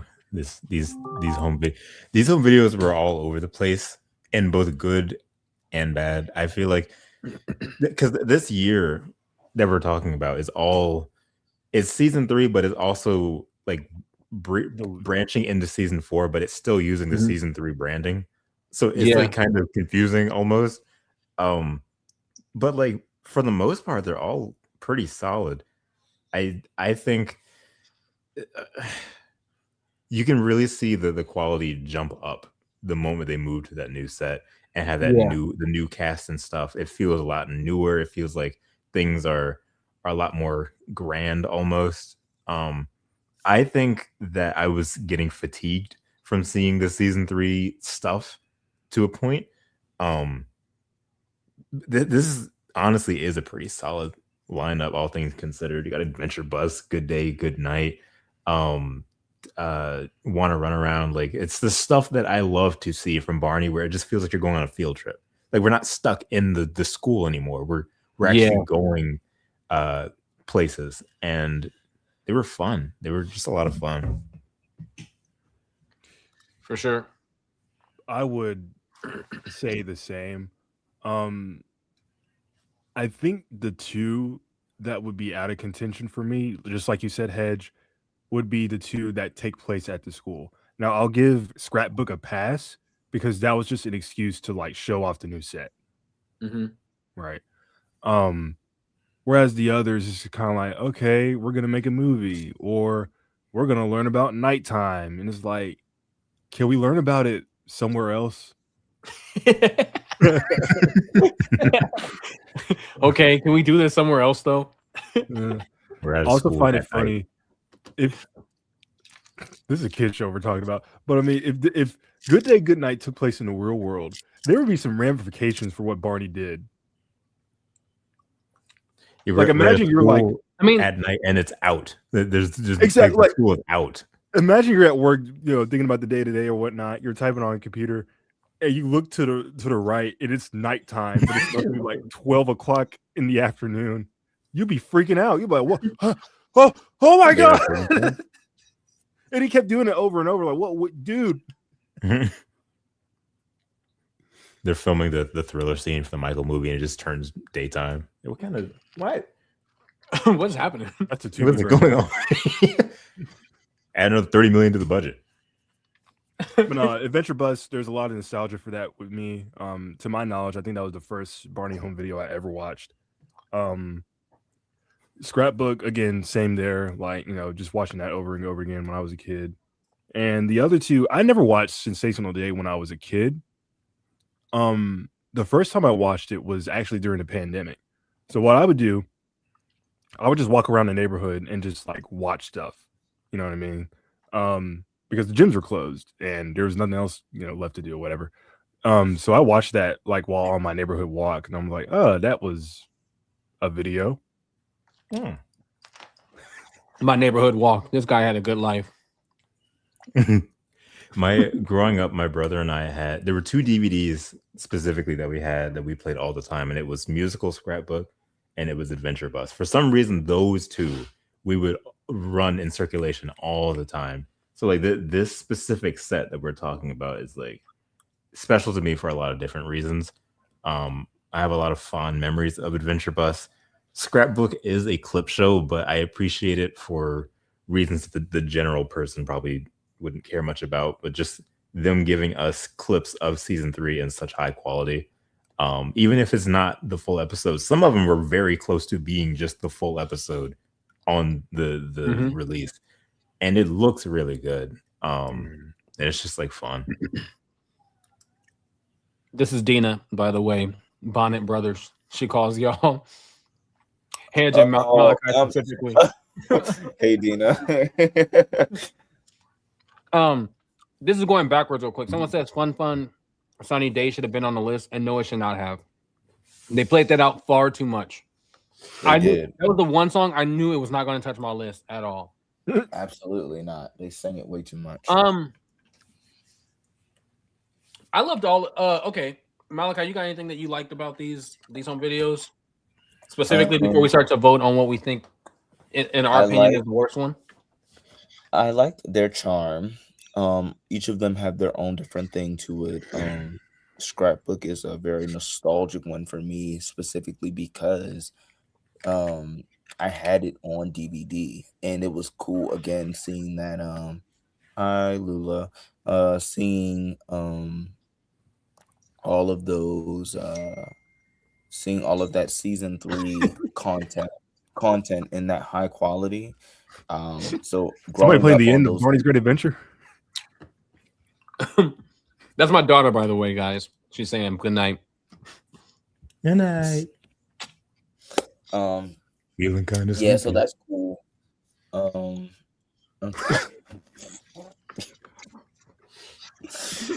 trying to think. It was always like a prank to me. It always confused me growing up watching those later 3 with that season 3 intro, and seeing it in with the season 3 doll on the tire swing, but it was like a whole new thing. Like it was always like growing up, and I was like, that's interesting. That's weird. Like the Good Day, Good Night opening animatic intro, for some reason being out of sync. I always thought that was very strange, but they knew it was off sync and edited it anyway. Am I the only one that it literally starts late? Like he comes in late. It starts late, and they kept it and like edited around it. It's like, why didn't they just fix that? They knew it was an issue. It's so he makes weird. it to the end of the green line like on time, but he started late. But yeah, they have their charm to them. They each have a good thing to them, and each have their other things to them. So yeah. All right, who wants to go first then? Who wants to vote on what they think the least favorite? Not what they think. What is your least favorite out of all of these? Me. Go ahead. You're the least favorite out of all. Anywho, Barney's Adventure Finch. I'm now picking my worst. Correct. I think this was hard, y'all. But I think my worst is Good Day, Good Night. Whoa, why? It was a fight between that one and Sensational Day. I don't even think I'm all the way sure just yet. Like it was really hard. I promise I did homework. Like I watched them side by side to see. I think Good Day, Good Night was really slow. I think the start was slow. I think the story was slow. Um, I like the concept of this message for like younger children. Like, yeah, we're learning about bedtime and like things like that. Like, I like that. Um, and I really do like how Bob Singleton, I like for that arrangement of I Love You, how he kind of took back from the previous versions of it. Like I like that he did that. That was cool. One of my favorite versions of the I Love You song is in that video. But I think it's the slowness of the video that just was like, oh, like I don't know. It just kind of had me a little bored, but Hey, do y'all think if Mattel saw that video when they saw Barney do like the heart little thing with the stars or whatever, they were like, "Oh, we got an idea."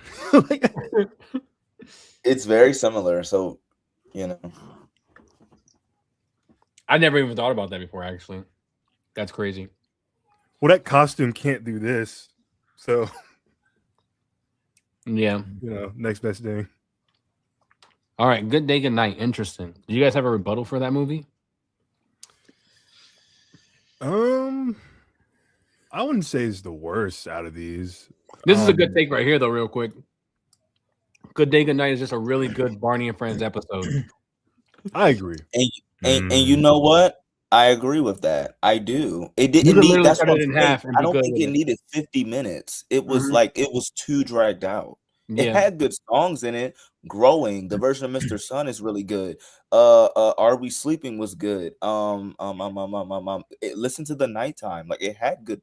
Aiken Drum went crazy in this video. You know what's Like- missing? Steve. The two dinos. And they mentioned Baby Bop in the video, but she's just not in it. Hey, when BJ or Baby Bop are in like every home video, sometimes having them not there is kind of like a breath of fresh It's air. good, to me. yeah. I don't know, because I feel this like is what it used to be. like We used to live in a when you're world. stacking on top of video after video after video, and everybody's in it, and then when you have one that's more like on par of like a traditional sort of like backyard gang video, it's kind of like, ooh, can we get those two in here, please? Like, you know what I mean? No. Oh, okay. I think for me, it wasn't as hard to choose because it was going to be one or two. It's going to be either Sensational Day or it was going to be, oh my gosh, it's either going to be Sensational Day or it's going to be Musical Scrapbook. And I feel like I couldn't give it to Scrapbook because I appreciate it for so many things that it did. Even if it is just a clip show, I enjoy seeing a bunch of stuff that we didn't have previously. That wasn't. I actually think it's one of the best. It almost, shows. to me, it almost felt weird putting the clip show here.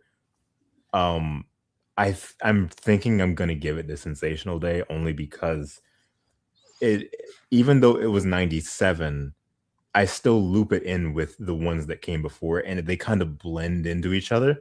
Yep. And it technically is 96 head, so you're right, but it released. They filmed Sensational Day and all those videos together, but Once Upon a Time dropped in November, so Sensational Day came out in January of 97. Gotcha. So you're right, by it actually fits in with that, like that era of those ones before.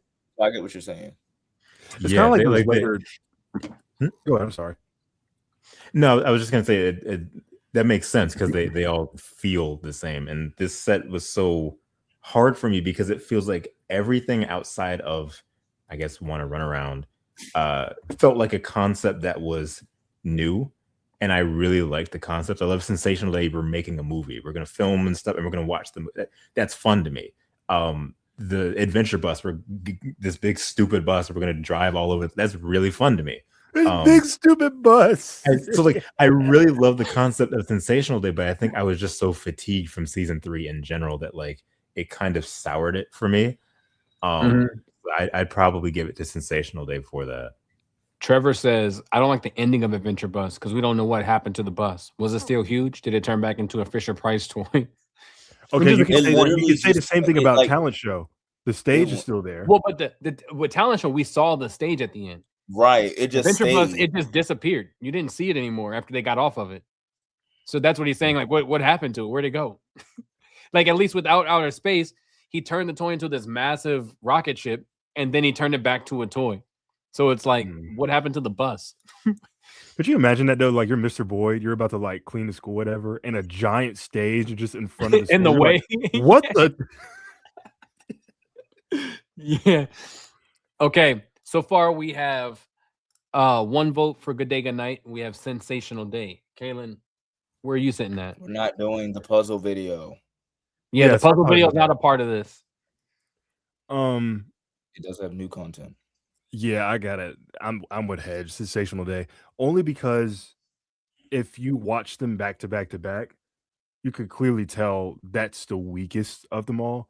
It is. Not to say like the production was bad or anything, but it's kind of like there's so much you can do with like the senses. You know what I mean? Like you said earlier about Good Day, Good Night. That's a Barney and Friends episode. So much so that they made one later. That season, what was it, season 6 episode? Season 8. No, What are you talking about? it was a season 6 episode where Barney had like a bunch of boxes that had like smell, touch. Oh, you're talking about Heat. Sensational Day. Yeah. Yeah. Yeah, Five it was a Kinds of season 6 Fun. episode. Yeah. Mhm. 5 Kinds of Fun. Yeah, that's right. Yeah. So yeah, like we said earlier, if that fit within the grand context of like a episode, I would like it a little bit better. Plus, I'm not gonna lie to you guys. Do you think it feels similar to 1, 2, 3, 4 seasons? Sensational on that? Day? Yeah. I don't see that. The concept. I mean, it's the same What is BJ that, as Barney and BJ and then the kids, but Well, like BJ's like the star of the video, if you know, Mhm. and kind of put it in that context. And I guess the topic within itself is the 4 seasons. But then you got the 5 senses. So they're dealing with a lot of like numbers and like sort of like elements in terms of, like I said, senses and whatnot. They're very like similar in that sort of range. yeah. I never thought about it like that before. Yeah. Speaking of the Adventure Bus, did you guys ever notice they use folding chairs inside that bus? No. Barney, I've come never on. paid attention. Did they really? Yes. I never noticed that. I on. thought they were like actual benches. Hold on. So all the dinos are standing up, but the green chairs are folding chairs. Lyrics say we're not paying to get you It's actual anywhere. bus seats. But no, I gotta Barney see goes that. bumping around on a like a hole in the street, whatever. and BJ and Baby Up standing up in the bus. Talk about safety. Now, well, we got a speed bump coming. Did they even have seatbelts? Hold on to the non-existent windows, please. That's crazy. Barney- They are folding Barney chairs. big That's funny. stupid. That's funny. I don't blame them though. It probably took like half the production's budget to build that bus. Well, I don't know. You could tell their budget was massive to build all those elaborate sets. That movie specifically, I mean, they built multiple different sets. Mm-hmm. So I Speaking think of- they were just showing off with the like, man, look at all the money we got now. Okay, With we all got these green screen, videos, too. which one do you think had the best set? We're not counting Good Day, Good Night or Sensational Day. Well, you can't count them because they're just the TV show set. Yeah. Camp One and Run Around. I agree. Is it because you like the more like forest? It just looked better. The other ones big, looked too. like they didn't look bad like an adventure bus, but and I don't know if this makes sense, but they looked like they were just quick sets. You know what I mean? Like they looked like we're only going to be here They for a couple songs and we're reused- leaving. You know what I They mean? reused that pizza set in Adventure Bus in a season 4 episode, I think. That's what It a was lot of very people say. That close looks to it. I don't know if it very was the different. exact same, but it was very close at least. Yeah. Okay. For me, I also vote for Sensational Day. I think if Sensational Day came out in 96 with the rest of the season 3 videos, it would have a better chance, I guess. But we didn't even realize it came out the same year that the rest of these movies did because it came out so early on in 97. And then it was like all this new stuff, a new season, all this stuff that like, what, bro? Malakai, that looks like an obituary. Barney, We fall. Lord, the trips he took us on. Go ahead, man. I'm Barney's sorry. big stupid bus. Wait, what'd you say? I said go ahead. I didn't mean to interrupt you. Oh no, it's all right. It's like stretched like wide. Don't quit that. But no, I do think that it's I do think for me it's Sensational Day also, just because it's just not as it's boring in comparison to the other ones. I know what you guys mean by Good Day, Good Night too, but like for me, I was just tired of seeing the same old set. And I like Hedge was saying, like the fatigue of this whole season 3 thing. It was just good to finally have something new. And if you think about it, like looking back now, Good Day, Good Night is boring because it seems kind of slow. It's just at the school. But at that time when that video came out, that was a brand new set. That was the only video we had at that time before the season 4 premiered that we spent actual time there on the set. All the other ones, like we start here and then we just took off. Yeah, because that's the first time they go into the new classroom, like, or at least half of it, because they weren't done building it. Hold on one second. Hold your thought real quick. If you guys can read there, we want you to vote on which one you think is the worst one. So either just type either 1 or 2 in the chat. If you think it's Good Day, Good Night, put 1. If you think it's Sensational Day, put 2. And we'll see in real time as it goes. Ed said, never mind. All right, go ahead, Caleb. My bad. No, like that was the first time we saw that new treehouse set that wasn't like outside where the patio was. Yeah. Because again, it was an excuse to like, hey, we expanded this area. Let's take a look. Oh, there's a lookout. Did they ever show like how they go up there? I don't know. Did they ever show it like in general or just in that video? Or do they show how going up the stairs once before? Oh, okay. Climbing up actually in that video, he was like, "We're going up to the lookout," and they were like, "What's a lookout?" And it was or something like that. I can't remember exactly what the words were, but they showed them starting to climb up to it. Mm-hmm. But yeah, and for some reason, in this video in particular, the colors just pop better than any other video. I can see that. Yeah, I don't know what it is. My bad. That's funny. This is the first time you guys actually get to vote because all the other times have been unanimous.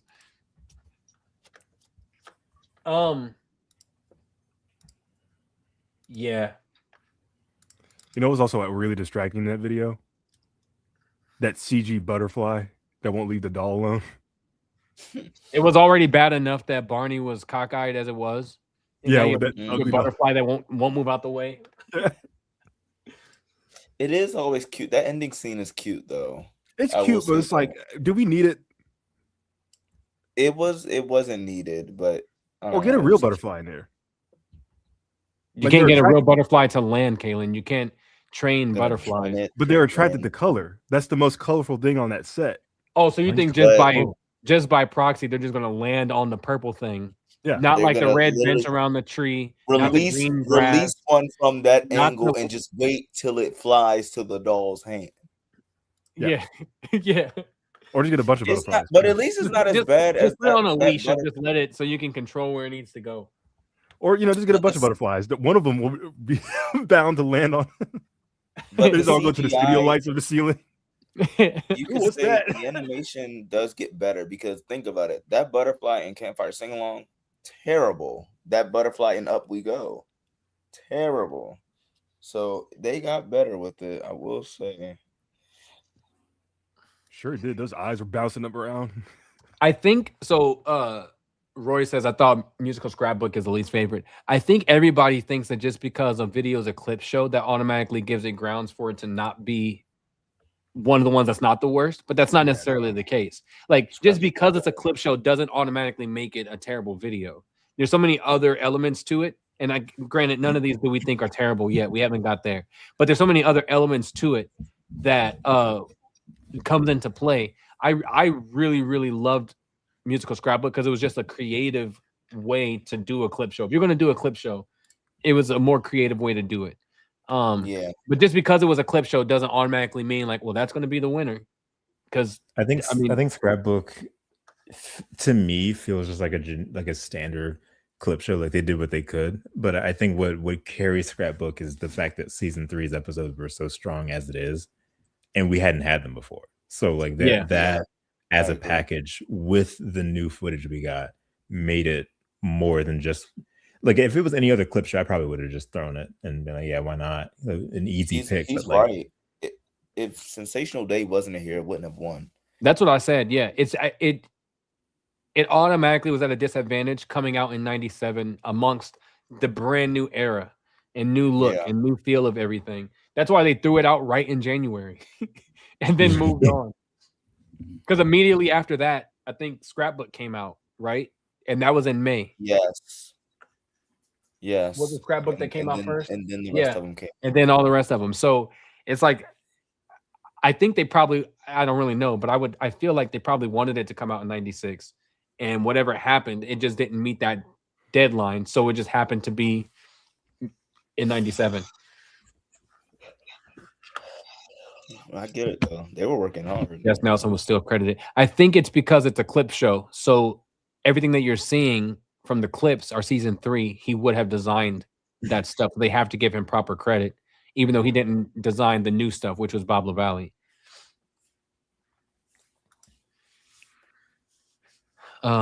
Scrapbook has the best of songs, more, and scrap. Scrapbook is the best of songs, more, and scrap. Andrew, what are you saying, bro? What? Yeah. Explain. I don't know what you're saying. I think he's trying to say it's better than songs and more Barney songs. Maybe that's what he's trying to say. But maybe. I don't know. Dude, you got to say the full title of the video. Songs. You can't be like me and use euphemisms. Sensational Day. Carlos last episode, Kim's debut. I forgot Carlos was in that video. I always forget when Carlos is in any video. Yeah. He was very forgettable. He was in the last 2 '96 videos. And it kind of hurts my heart to not choose Musical Scrapbook because it was written by Mark Bernthal. And much love to him for all of season 1, but you can just tell when he writes stuff. Yeah. Unfortunately. That's, I don't know. Musical Scrapbook is a really good clip show. Probably one of it's definitely out of all of them, it's a top 3 clip show. And Barney has a lot of clip shows. A lot of BJ. That BJ from Sensational Day is the worst suit. Have you seen Hit Entertainment? BJ from Sensational Day is literally just the '96 and '97 suit. It gets worse. And Scrapbook went too long. I think that's what made them good. Yeah, exactly. Like there was more context to it, not just here's a 1-minute song, now here's another 1-minute song, here's another one. Like you got to see clips of the like it was a real clip show. You saw actual clips, not just songs. Plus, imagine if you haven't seen any episodes from season 3. Yeah, this is a good like lynch point to kind of it is watch those. Scrapbook is hilarious because they included Shopping for a Surprise, the episode from season 3, and they would put like a good 7 minutes, and then like you would see they would take a chunk of like 5 minutes out, and they wouldn't cut back to new footage of Barney. They would fade into the rest of the episode. Yep, like, they did. Like something was they cut did. Out. But, like, you can tell because that whole ending scene, because when they sing Ty-Ra Boom Da in the episode, Stella comes after that. They don't automatically end. So it's like weird that after that, they're like, come on, Sean, let's go get the hat. And then it's just like, it's about to be over. So it's very interesting how they did it. But again, like Karan said, I think that's why it was better because we're reflecting on Barney's memories from this is season 3 Barney and this is season 3 suit Barney. And he's going through his scrapbook reflecting on these memories. So a memory isn't just a 2-minute clip and we keep it moving. Like he's showing the context. Okay, so BJ lost his hat. And then like even with him losing his hat, he showed pictures. Oh, these are some of the hats he had. And then went into another scene. They just kind of kept it going. Like, I think cool. the concept of having a scrapbook and seeing the pictures, which sparks the memory of why we're going to see this thing, helped. When it's just like Barney going, I remember the day that, and it's like, okay. Like, all right, whatever. Can I remember how to learn how to count to 10. Let's watch this whole, like, it's like, okay, fine. But him going through his scrapbook of memory made more sense. Can I ask y'all something about these clip shows? So if No. we, not What would we, you do if we just was like, no, you can't? if the kids are essentially making Barney come to life through their imagination, who is doing that for him when no one else is around? Us, the audience? The kids. Yeah. Okay. Yeah. All right. That's how I always envisioned it. Because it's like, I mean, you're watching it. You know what I mean? It's funny to think if we never played those videos, it's just some dude in a suit in the middle of a studio for no reason. Right. Because no one turned the video on. But the fact that we turned it on, that's kind of how I always saw it when there were no kids present. Oh, okay. They loved doing the scrapbook and showing photos from old stuff in this era, because they did it with scrapbook. They did it when Tina and Derek had their send off in season 3. They did it with Sing and Dance with Barney, where they're just showing photos. They loved doing that, and I appreciated that. Which means they had a lot more behind the scenes photos than we knew, and they never released them. So that's what makes these episodes really, really special. Ooh, I remember this. We threw a party. Oh, this was a lot of fun. Open your umbrellas. And they just show footage from the backyard show. You know, and that's funny because even like going to Best of Barney, I'm so surprised that they didn't show any footage from way back when. Like, but they did it on that little featurette. Cool, but I don't know. Very interesting. You know what's the worst clip show? Well, never mind. We're not there yet. The Best of Barney. It wasn't even a clip show.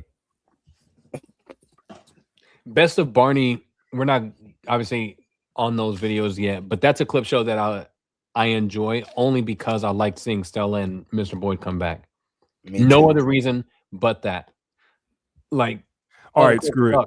But I'll say it. The one I hate the most is the second house video. What's it called? Where they have Pajama Party or Dino Dancing Tune.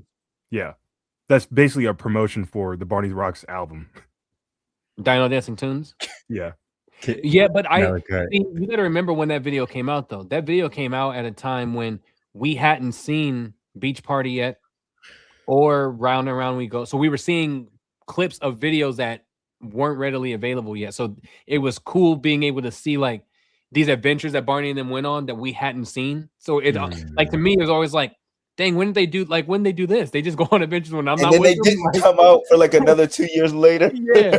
So now looking back, it's like, oh, it's whatever. But seeing it, remembering when it actually came out, you were seeing previews of Barney home videos that you hadn't seen before. But for me, it was like you just like introduced this setting in the last video. Can we see more of this? Like outside the living room and the little music, you know what I mean?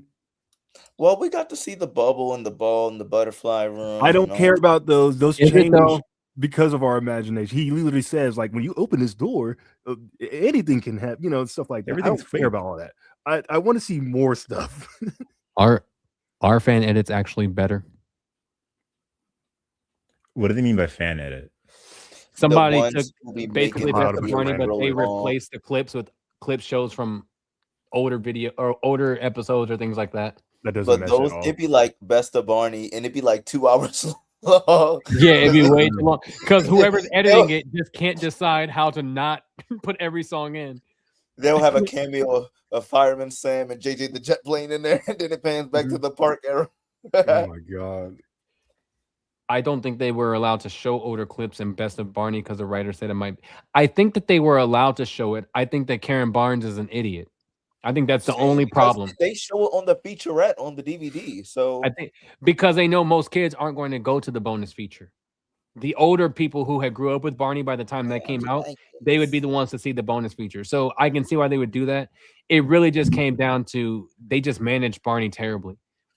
Well, and there also comes the issue of when you have a new voice actor, regardless of how long they've been that voice, it's the same character, but that other voice actor is not part of the production anymore. So you still have to go through some like walk a tightrope of like how you credit them. Well, you wouldn't though. You wouldn't because because by that point, season 4 and on, especially everything before that, they really wouldn't use because they were in those weird contracts where they have to pay them. Season 4 and on, everything that anyone who was a character on that show, anyone who did anything on that show, they got paid for their work, and then it was owned, so they could do whatever they wanted to with it and not have to. All they would do is credit them in the title. Like I think David Joyner got credited in some late hit stuff when they used clips of him as Barney. You know what I mean? It's just a name and the credit. And then I guess what I mean is to the point of someone saying people would think or kids would think it was too jarring or something. When you have those two entirely different voices going back and forth, and Barney reminiscing on older times when it's clearly not his voice, that I think is, to me, I think that's weirder than having Barney look different. Because now you're hearing it and it's like that's not something. They didn't think of that though, because they made Dean redo the "Christmas is our favorite time of year" song. They also later in that video. Yeah. So what? They also redubbed "If I Lived Under the Sea" from Beach Party. Yeah, but later in that video, when they played a clip from Once Upon a Time, it's Bob's voice. So it's like, hold on, wait. So you want to keep the consistency of this has always been his voice. Yeah, right in the actual video of you talking about when Stella brings the book. Yeah, she literally stops and be like, "Hey, look at this old clip, whatever." Yep. And then it's Bob's like giggle, like he doesn't say anything. He's just I mean, by the time Best of Barney came out, I was old enough to realize they were different voice actors. But when Park Era had first started, I didn't. So I think if you were a kid in the demographic that they were targeting or were supposedly targeting, the 2 to 6 range, at least for me as a kid, I didn't realize the voice changes until I got older and was reading credits. So I think if you're a young kid between 2 and 6, you wouldn't necessarily care or hear the difference in the voices because you're just seeing it as Barney. Yeah. I think that they thought way too hard about something that was just very simple. Like, just use the clip. Yeah, I agree. I just don't acknowledge it. Yeah. Like, oh, my voices sound like this. Don't even say it. I disagree with this. Kids don't care about consistency, but I agree to disagree in certain aspects. Consistency is important, yes. But with this specific thing, like Karan said, because I was that kid, to me, it was just Barney. Backyard Gang was Barney. Season 1 was Barney. Park Era was Barney. It was Barney. I didn't care. I wasn't paying attention to Dean, Bob, this, that, right, left. I didn't care. So hey, you sound like one of my old videos. Yeah, no, I know. I think I know what Anthony's talking about. Like, no, I do. Pertaining to the voice, kids don't care. I mean, you think about like shows like Paw Patrol or Daniel Tiger. Every few years, they're changing the voice actors because the kids are growing. And you're not going to stop showing those old episodes. They keep showing those, and those voices that were there and like are still there. They don't change them and update them with the newest voice. Like they just kids don't notice or don't care because it's just what it is. Yeah, Gumball does the same thing. Yeah, so I don't know. I think they missed a lot of chances of being able to look back at what that franchise actually was that allowed them to get to the point to make a 20-year special, but. You know, Malakai, you look like you're popping into the frame like a Barney Says segment. Also, can you move? You look like you're bored. Can you move the comic section to the middle of the screen? No, you can't move it to the middle. Oh, okay. It only can go in one of the corners. That sucks. Yeah, that's stupid. Well, remember that it didn't used to be a thing. So look at the recent. We could just turn it off. No, turn them back on. Can you highlight Anthony's comment, please? Exactly. That's what I was thinking too. Sesame Street always repurposing their old stuff, and they don't really change nothing about it. Dude, did y'all? Speaking of them, did y'all see what I sent y'all earlier about them? No. Avatar: The Last Airbender has a live action thing, and the character who plays Aang was with Elmo, and they crossed them over, and they're like, Aang is showing Elmo like about earthbending or something like that. I was like, yo, they do. Because they're owned by Netflix now. Yeah, so they're going to do all types of stuff like that. You're going to soon see Sesame Street in the upcoming season of Squid Games too. Watch. And Stranger Things. Yeah, was Barney was gonna still be doing that down. today. He's gonna be what's his face, Matt, whatever, trying to do the challenges as Big Bird, Yo, just Yeah. fall into his feathery. Never mind. Watch Mattel. Mattel could have had the grand opportunity 2 weeks ago to be like, I got tickets to the brand new Michael movie, only in theaters April 24th. Why would they do that? Or- I would be so upset if they ever did that. That would Also, make me what's the so, point? that would make me Unless- so mad. Unless Like, you're I don't selling like Michael dolls. No, it would Yeah, make me. Michael It would make Barbie. me so mad if they Have ever Barney- did something like that. Just leave it alone. With a shiny Michael glove on. Just leave it alone. Shiny mitten. Yeah, Vogel or Or just at the whoever. premiere, it's like, what is he doing here? Thank you, man. Somebody Appreciate it. posted, speaking of Barney Michael, I don't know which Barney group it was, but somebody posted it was something, and they were like, oh, like in this episode of Barney, like Barney does the moonwalk, making a reference to Michael. And I was like, He has never done that. Barney's That's the never most done Barney. the moonwalk. Only That's the most Michael Barney reference wiki is- thing I've ever heard. the That was thriller literally- thing in that No, that's Halloween Thriller. episode. That's it. Yeah, That's they like- did do that, but That's he's the never done only it. thing they did. But like, Yeah. I never seen Barney moonwalk in any No. episode That would ever. literally break those feet. It was it would destroy the feet. Plus the sheer mass of that costume. You can't push yourself like, you know what I mean? That takes Yeah. so much force. Yeah, it wouldn't even look like he's doing the moonwalk, even if they were able to pull it off. It would just look like he's walking backwards. It We're would just look like fighting Bubbles. your feet. Big. It would look like Bubbles doing the moonwalk.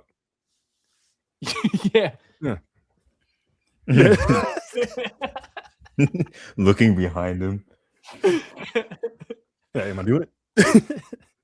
Can you Why didn't moonwalk? Cheryl Leach ever make a cameo in the? Barney did visit Sesame Street. They had him hanging from the light fixtures. That's hilarious. They had They him did. hanging. Did you not He know did that? make a real cameo. They had a Barney doll hanging from like the studio, like the ceiling in the studio. They did. they was And jealous. Yep. they had that little worm dress up like it in that Man, one. the Yeah. people on Sesame Street were. I mean, Hey, we have friends They who was some work there hating. They now. was some hating They were ass. so Hey. jealous and bitter They were about some Barney hating just taking over. Barney knocked You- them out hey, the if water. you They ain't got just no- thought they were solidified. I if mean, you they ain't got the no last haters, you ain't laugh. popping. They was They some got the last hating laugh. ass. Yeah. Are they though? They're with Netflix now, releasing seasons that are 5 episodes Yeah, They Mattel gotta- just gave up. They got a show with, that's with the working. hyper focus on 4 Muppets each season. Mattel Hey, just but- straight And up all gave they up. did was wait till Barney went off the air and said, "Let's just do what they did, just with our puppets." That's all You know, they do te- now. Well, also technically, Sesame Street never really had a break. They just kept going. Yeah, that's true. Barney, they Barney also was have gone that for a giant- long time. The great thing about Sesame Street is they have that giant organization behind them. Sesame Workshop is a nonprofit. That's what started to fund them in the very beginning, along with PBS. So keeping their organization intact and in place and doing things outside of just the show helps them to continue their longevity, I believe. So that's something that Barney and them didn't do, right? They had it all in-house and then they sold it to this multi-million-dollar company. And that was the worst decision they can make. It's so sad but so funny. We see Sesame Street doing crossovers with an Avatar and One Piece on Netflix. Meanwhile, Cartoonito's like, watch the Barney's World Marathon all May long to celebrate mental health awareness month. Mental health awareness. Barney I had think worse. we're well aware, actually. Like, thank you. I Thank mean, Barney did do the spit. you. It's this giant water puddle on the floor. That is what he did. He's the one that did it. I know what you're talking about, though. Why does But, nobody man, proofread? the Joyner moved that suit in a way nobody else ever could. Yes, I will give that man.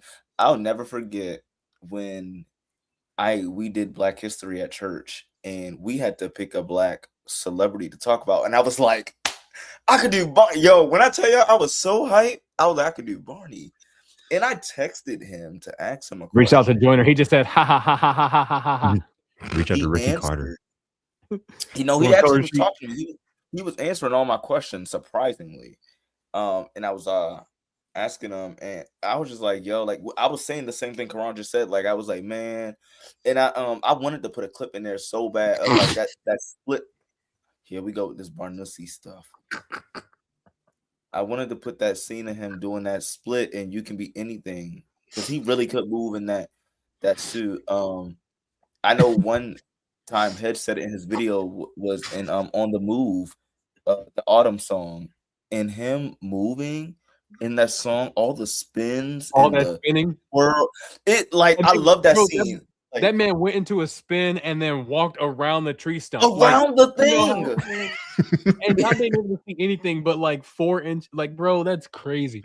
And that then song after specifically, that, after he curled around the stump, he went into spinning frenzy again. he would be going That boy up and fought in down a that spinning playset. frenzy. He'd be going up and down that playset without even looking at the steps Pause. and spinning while doing it. And when he be jumping from the top step Whoa. of the Pause. floor. Carrie could never. Carrie, ooh. So, dude, Man, why is Karan- Carrie getting shots, bro? Karan, you mentioned the adventure song from season 7, 8, 6, 7. What are you talking about?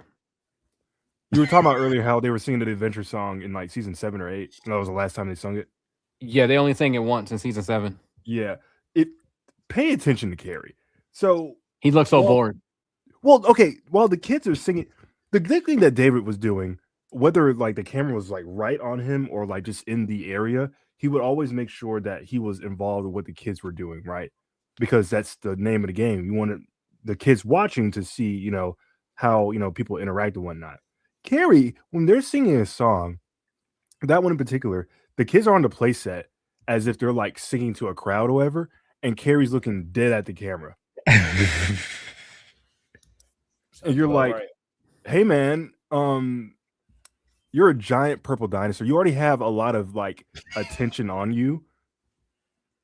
Maybe act. Yeah.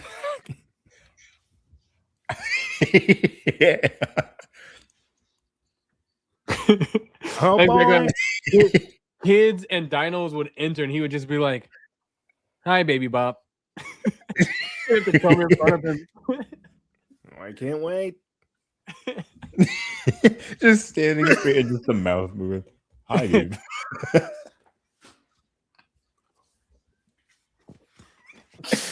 That is so.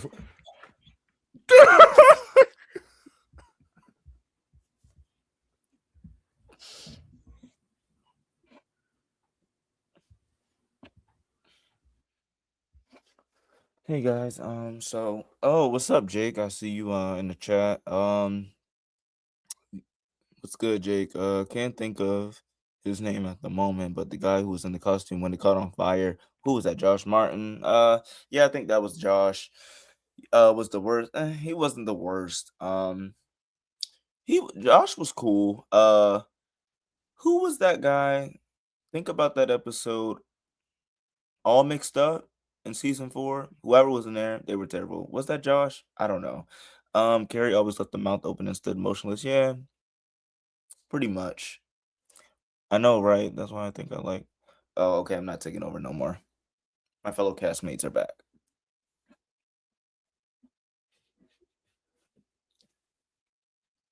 Oh God.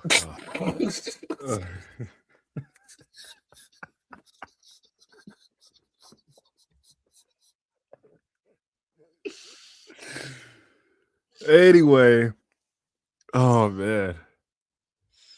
So it looks like from the poll here.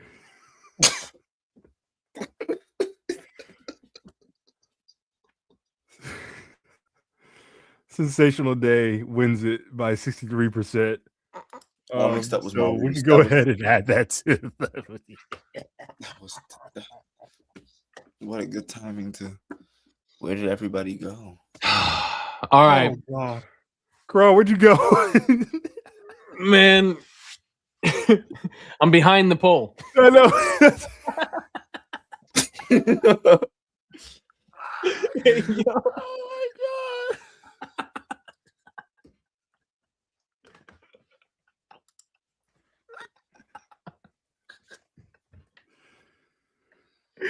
Oh my Oh man. All right. Oh, As Kayla was saying, oh my God. this is what before we voted, this is what our bracket looked like. I love to read with Barney. Barney songs, Once Upon a Time, and now adding into the 97 slot, we have Barney's Sensational Day. So that is what we have, folks. It's getting significantly harder because as we go along, the home videos are starting to become some of, I think I'm speaking for all of us when I say like some of our favorite videos that they did.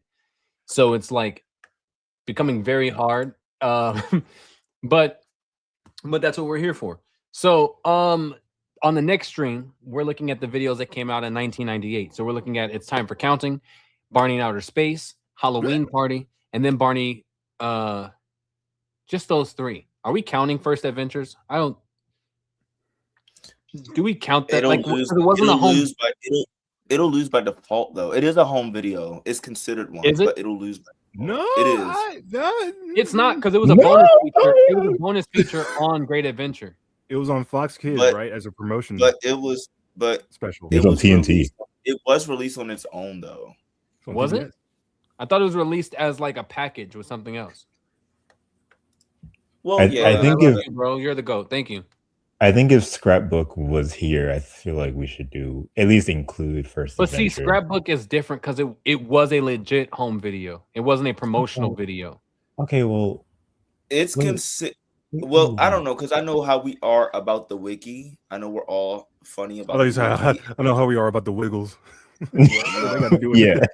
Let's ask the chat. For me, I know that it's technically a clip show, but if we're not including Great Adventure, I don't think we should include that because it's a clip show of Great Adventure. Then again, there's a story behind that. Well, we didn't include season 3 as part of this, but we included Scrapbook. What? Yeah, we did. Kaylin, what are you saying, Kaylin? What are you talking about, Kaylin, what did you want to say? What are you saying right now? I'm listening to what Kaylin is saying. Barney's First Adventure is essentially Kids for Character. Is Kids for Character? No, Kids for Character. What is going on right now? Think about it. It had celebrity guests in it. It was a bunch of clips of random things. Like it, I put it on par with that more than I do like the actual clip shows. See, I don't count it because there is somewhat of a story behind it, like the little girl starting her first day of school, the next day. But it would. Oh, go ahead. It's nothing other than here's all these celebrities. By the way, go see my movie in theaters. That's all it is. And really, if you think about it, if we really wanted to say it was anything, it's really just an episode. Yeah. It premiered on television first and then came out on VHS. No different than season 1 and season 3 episodes airing on PBS, and then they released them on a VHS tape. They're not home videos. They also reveal in that video that Great Adventure is canon. They did, and no one cared. No one cared. Look at my dolls right now. Do you see any Barney's Great Adventure stuff? Yeah. No, you don't. Yeah. You don't see any Barney's Great Adventure stuff. But I can guarantee you there's one up there, but it's not important. Which is why it's in the back and you can't see it. Dude, the standing one with the farmer's outfit, I always the little figurine. Yeah. Well, no, the plush. Oh, yes. I love that. Yeah. I have it in the collection too. It's cool, but it won't stand up straight. You know what I mean? Mine stands. Oh, okay. So it stands without like it leaning on something? Yeah. Oh, okay. Okay, let's ask the chat. Chat, this is where we will pretend to care about your opinion. I'm just kidding. I'm just kidding. But no, let's leave it to the chat. Do you guys think we should include First Adventures or not? To me, Anthony is right, actually. First Adventures is kind of an edge case because it's basically a commercial for the movie. But I think it's valid. It's promoting first day of school though, so it's so weird. It's like, but they already did that. It doesn't. They clearly said no one cares about this movie. What can we do? Oh, let's bring in the actual Barney suit without the crazy eye. Let's give him the theme song. Like let's just make it feel like Barney again. Funny enough, man, I'm just playing. that video is funny because I think that's the first appearance of the season 5 suit. And it was just I don't know. That video was just weird. Notice how I'm not arguing with you that we should do it. I don't want to do it. Oh, okay. Yeah. We don't have to do it because I believe it's gonna lose right away, and I think that's easy. Yeah, because a lot of people are just gonna be like, "Yes, a commercial." What we got? Yeah, Birth Adventures would easily be thrown on the list just because, and that's not really. Yeah, I think we should leave it off. So what we got? You said Counting, Space. We have It's Time for Counting, Barney in Outer Space, Barney's Halloween Party. So those three for 98. Counting Big Surprise. We're not doing any of the live shows. Okay. That's easy. Halloween Party was 98. Yeah, it was. Why did I think that was in the 2000? Why did I think that was in like 2000? 2000. That's a those kids were still kids. It's the last season 4 thing the they twins did. were still in it at that point. Yeah, that's the last season 4 one. It's the last season 4 thing they did. Halloween Party was the first video that Cheryl didn't produce. Like she had left after that. Blues Clues, I'm saving your comment for later. I'll answer it later. I didn't know that. That was yeah, because Great Adventure was the last thing that she was a part of. Yeah, and then after that, she was like, "All right, I'm done." Yes. Not too much on Great Adventure. There's not much to say about it, honestly. It's a movie. Unless you're Kaylin. Kaylin can find anything to talk to you about that specific video. I sure can. The only people who can vouch for are the people that got the experience of seeing it in theaters. That's a good movie. I don't care what nobody says. It's a good enough movie. Yes, it is. That's it. I love the suit. Sorry. You don't even care about your CDs. Just got them out. Where's the case, bro? Do I need to get him one? Look at Head. Look, bro, get BJ's face out of it. BJ, stop. Move, bro. BJ, out of the way. There's a picture of me just peering through it. There's a picture of me. Oh my god. There's a picture of me at the zoo carrying the case from this CD with no CD in it. Yes. And now you have a CD with no case. Well, the CD was in the car. No sugar, bread, no butter. No, the CD was in the car, like the CD player, but I took the case with me because I wanted to have Barney, quote unquote, like with me. That's cute. Yeah, that's cute. And then I lost it, and that's why I just have this now. I don't have the CD. Oh dang!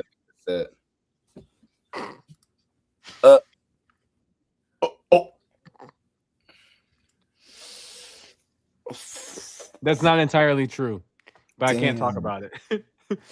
But that's funny.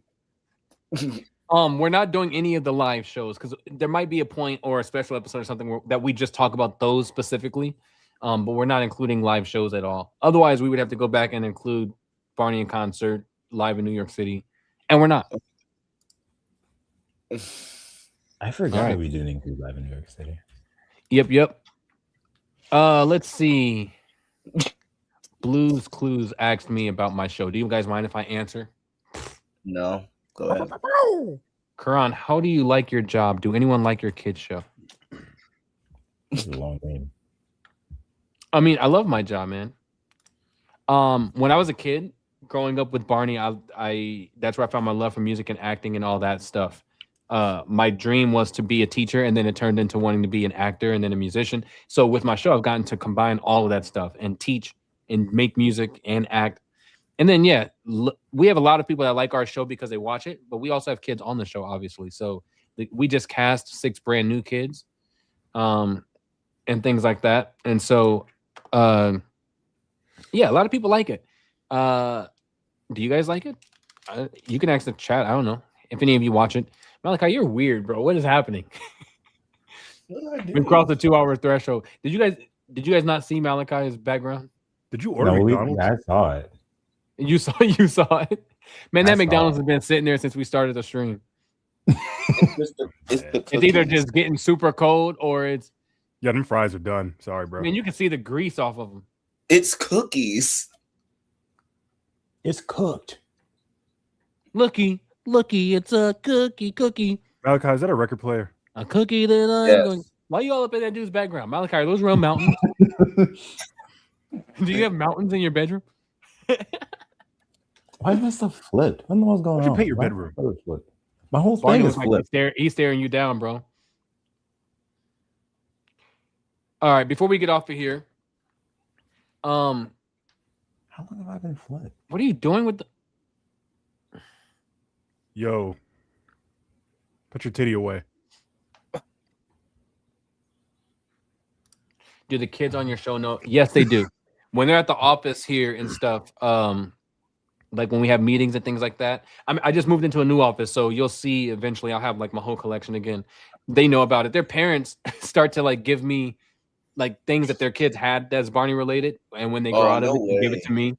Like I got a pair of Barney rain boots that a parent on the shows, all 3 of her boys had them. Like she passed them down to each of them, and then she gave them to me. Like once the youngest one grew out of them, which is super dope. That's tough. So yeah, they know about it. I carry around that. Where is it at? The spray ground backpack, like with me like everywhere, so people know. I'm not ashamed. Guys, for the next stream, we should breathe very expired, Andrew. You should what now? For the next stream, we should breathe very heavily through our mouths and look dead at the camera. Who took the cookies from the lunch bag? Malakai took the cookies. Your name sucks for this song. Malakai got it to the. He took the cookies from the lunch bag. Who, me? Yes, you. Meanwhile, Carrie's just. Man, come on, bro. You're all off beat.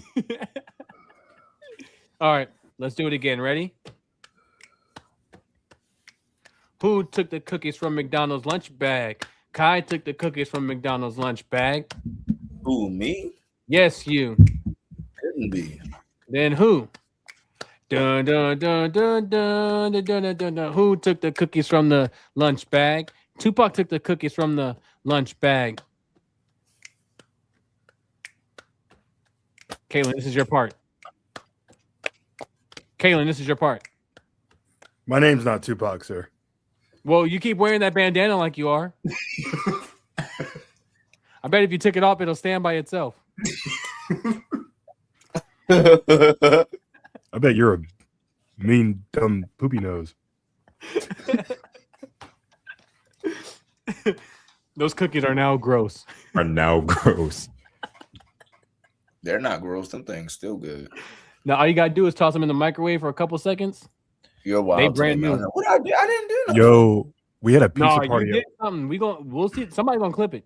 You did too. You are crossing the line twice today. My childhood's friend, high school friend, has a podcast like your show, Jake, and from the Burger King dinner bag. I like the stream of those 2 comments because I don't understand. I feel like there's context that I'm missing there. What? Yo, we had a pizza party at work yesterday, and we forgot to put it in the fridge because we have like one of those tiny fridges. Well, okay, it'll be all right. We got in there this morning. We opened that box. Yeah, we were like, oh. Yep, because cheese looks bad after, you know what I mean? Like, but you leave pizza out. It's almost like the cheese gets disgusting after a while. All right, my friends, we're over the 2-hour mark. What say we wrap this up? Well, I do want to acknowledge one of the comments. I think Barney should have had celebrities guest star. Can you imagine seeing George Lopez walk onto the park set? Oh, just no. My big little lowriders. Barney, what are you doing out here? Bernie Mac. Americana found a big purple Gary dinosaur. Coleman confused to be one of the kids. You're like 6 feet tall. Prince. I know. What you talking about, BJ? Yo, I watched a clip from the Bernie Mac. That had me rolling. When Jordan had the he was doing that ribbon thing at the Olympics.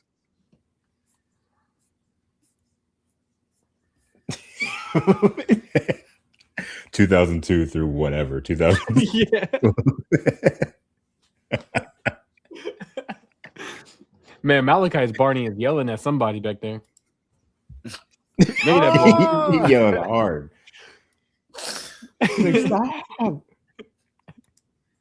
The implication that Joe Scruggs is not or Tommy DePaola. We just forgot about these people. Ella Jenkins.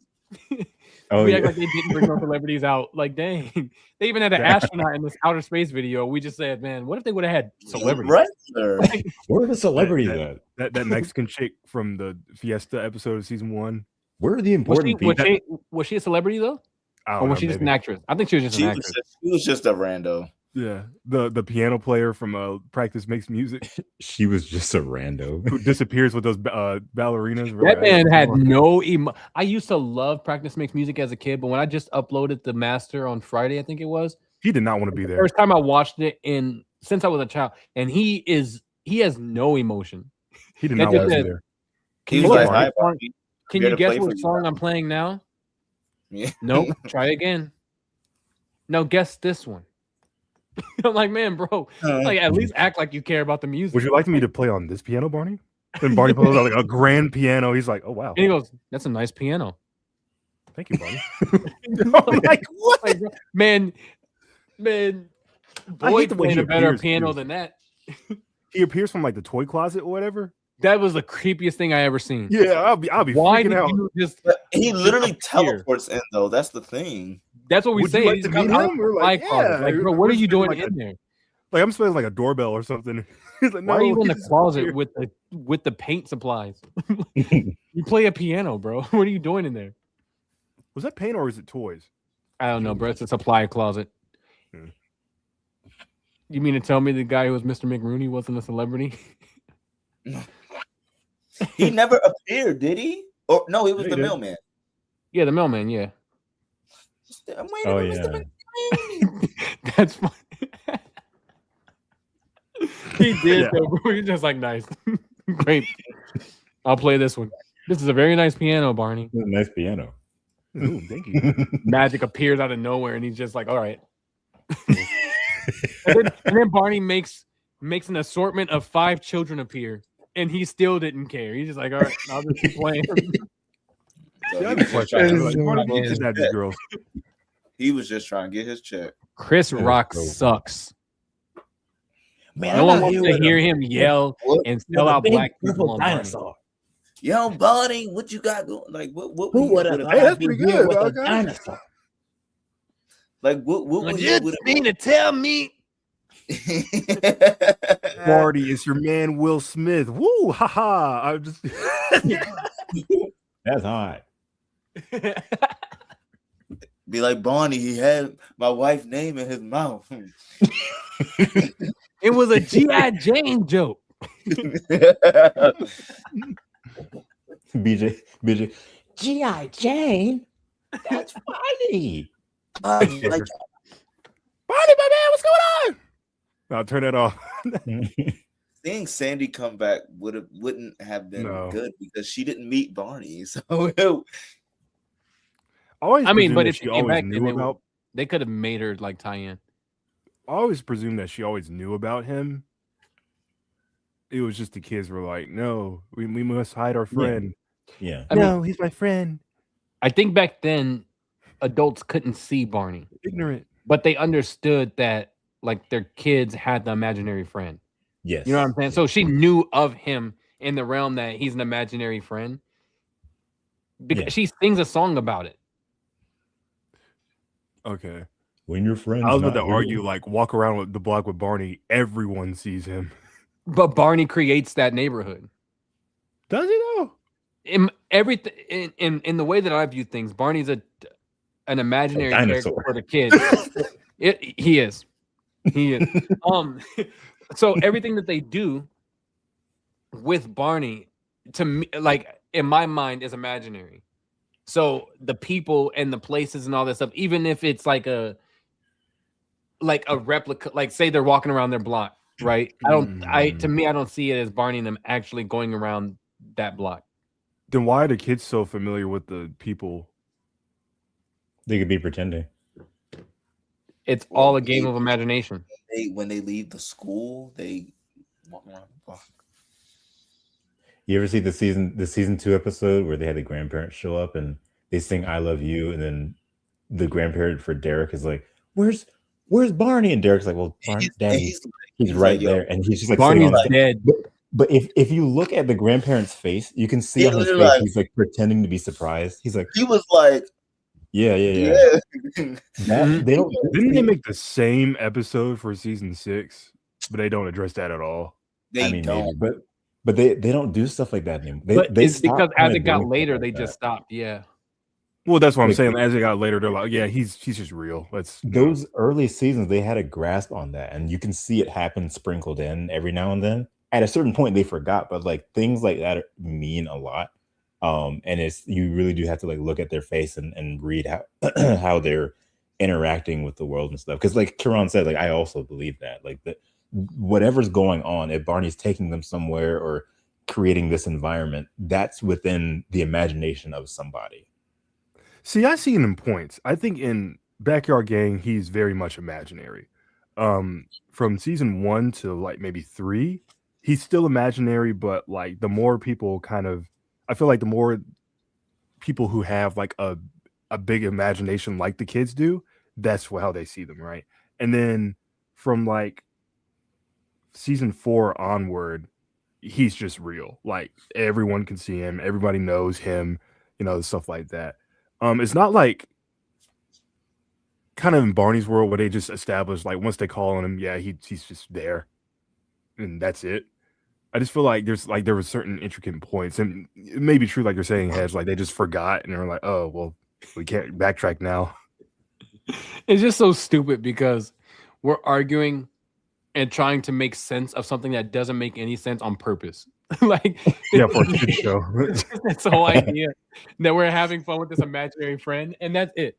And now we as adults, rightfully so, we're going, but it doesn't make any sense. If he's talking to them, then they have to know that he's real. Well, and see that it's things that aren't going to be shown to us because it's presented as it is. It's a costume there, and they're playing around. But like at least from the way that I've always seen it, I'm sure Kiran has also seen it this way. Anywhere Barney is, they're just toting the doll. Just a doll. Yeah, that's exactly what I was thinking. I don't have one, but they're literally like holding it. But we don't see them holding him. They're just sort of like moving around. But like to them, Barney is there. We're seeing it from our imagination and theirs. Whereas, yeah, like that's what I would think. Like somebody mentioned the Halloween party thing. Obviously, it's a real party at the school. Everyone else who's there, who aren't kids, who like have that can see that imaginary character. They're all just seeing the doll. Okay, I was about to say, then how were Ashley and Alyssa able to have a whole breakdancing number with him? I honestly think like it's them dancing and singing, and it's just the doll with them, like standing on the floor. That's hilarious. I think what adds credence to that is those episodes where Barney would change into different costumes and they go places and stuff. When the doll is dressed up at the end, that's just them. Like the entire time all that was going on, they just dressed him. That's them putting the clothes on him. Yeah. Then how do you explain BJ and Baby Bot since they don't have doll? They don't have the exact same thing. They just I think Barney brings them. I mean, Steve White explained that in what we didn't get to see for what Riff's intro video was, but I think Barney brings them as part of the imaginative, just like Barney taking them on these imaginary space adventures, all this stuff. Like, do you think he brings them in, or are they imagining them? Because in World, it's very much clear that he brings them in. Well, with World, we've established that they don't know what they're doing. But I've always believed that they're just pretending that Barney has these two other friends, and that like they, of course, like there is no plush for BJ or Baby Bot, but they're just pretending like there is another entity that Barney is friends with. Yeah, I don't know. I mean, it's like I don't know either. I mean, my 5-year-old will play with like dolls or her Minnie Mouse and call her Minnie Mouse her sister and all these things. And she plays with the Minnie Mouse and carries it around the house and sometimes with the Barney and stuff. But then she also has other imaginary things that she's playing with that doesn't like that's not there. That's not a doll or something. You know what I mean? So I kind of see it in that realm where like they have Barney and then you have these other imaginary friends that's also a part of it, but you don't physically have that thing. You know what I mean? See, this is something they should cover in this damn movie they've been lazily trying to put together. They're really all just dead, and it takes place in heaven. Oh, no. That's something they could cover in that movie they just won't make. Like, explore that. Just say, like, the main character is imagining Barney while she or he is carrying, him around or whatever. And then the people around her are going like, what the hell's wrong with her? Like she's talking to a little dog. Like what's going on there? Well, but like in her mind, he's, walking around with her. And remember, that's what they wanted to do. That's what Fred Holmes and them wanted to do before they completely dismantled everything, was create the origin of the first kid who got Barney and he came to life. So it would have told that story. So yeah, a movie from that vein would be great, but we know that Mattel is not that smart. See, and you could use our viewpoints as ways of describing or explaining why Barney looks so different over the years. Like to me, there's never been just one Barney.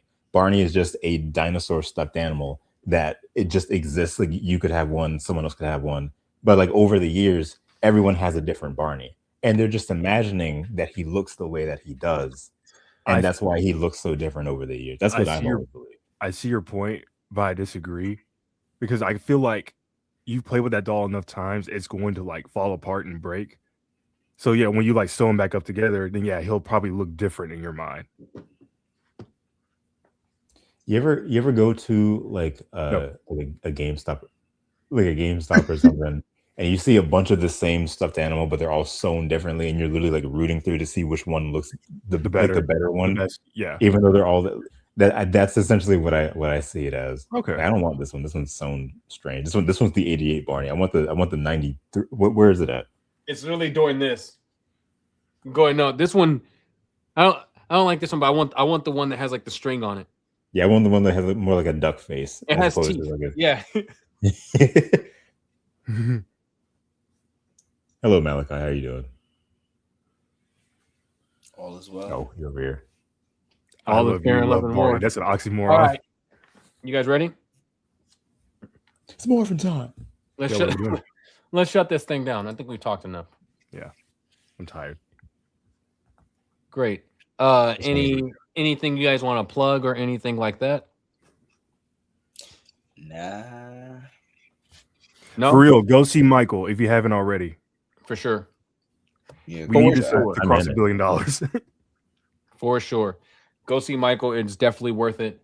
And even if you're not a fan of Michael Jackson, but you want to know like his origin of how he became the king of pop.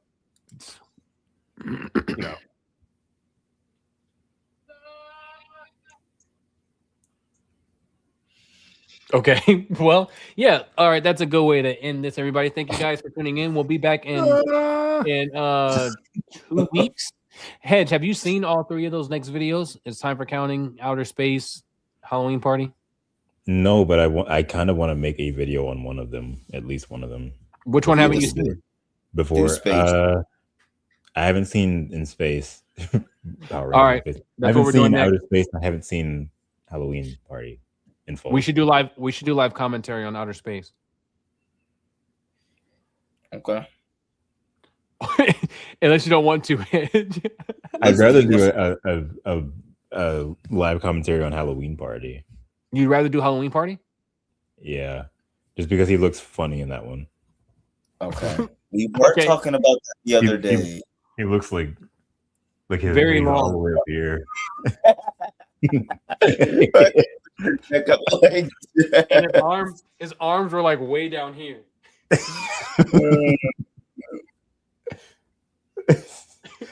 Positions the camera and it doesn't actually go anywhere different. It's just the same shot. Yeah. It literally look back down. There's a B plot that gets very tiring that you might hate in that video. Okay, well, we'll watch it. Yep. This is the day we celebrate Satan. What? All right, everybody. Thank you for tuning in. We will see you on the next stream. And just remember, at the end of the day is going to end, and rejection is just kids' protection.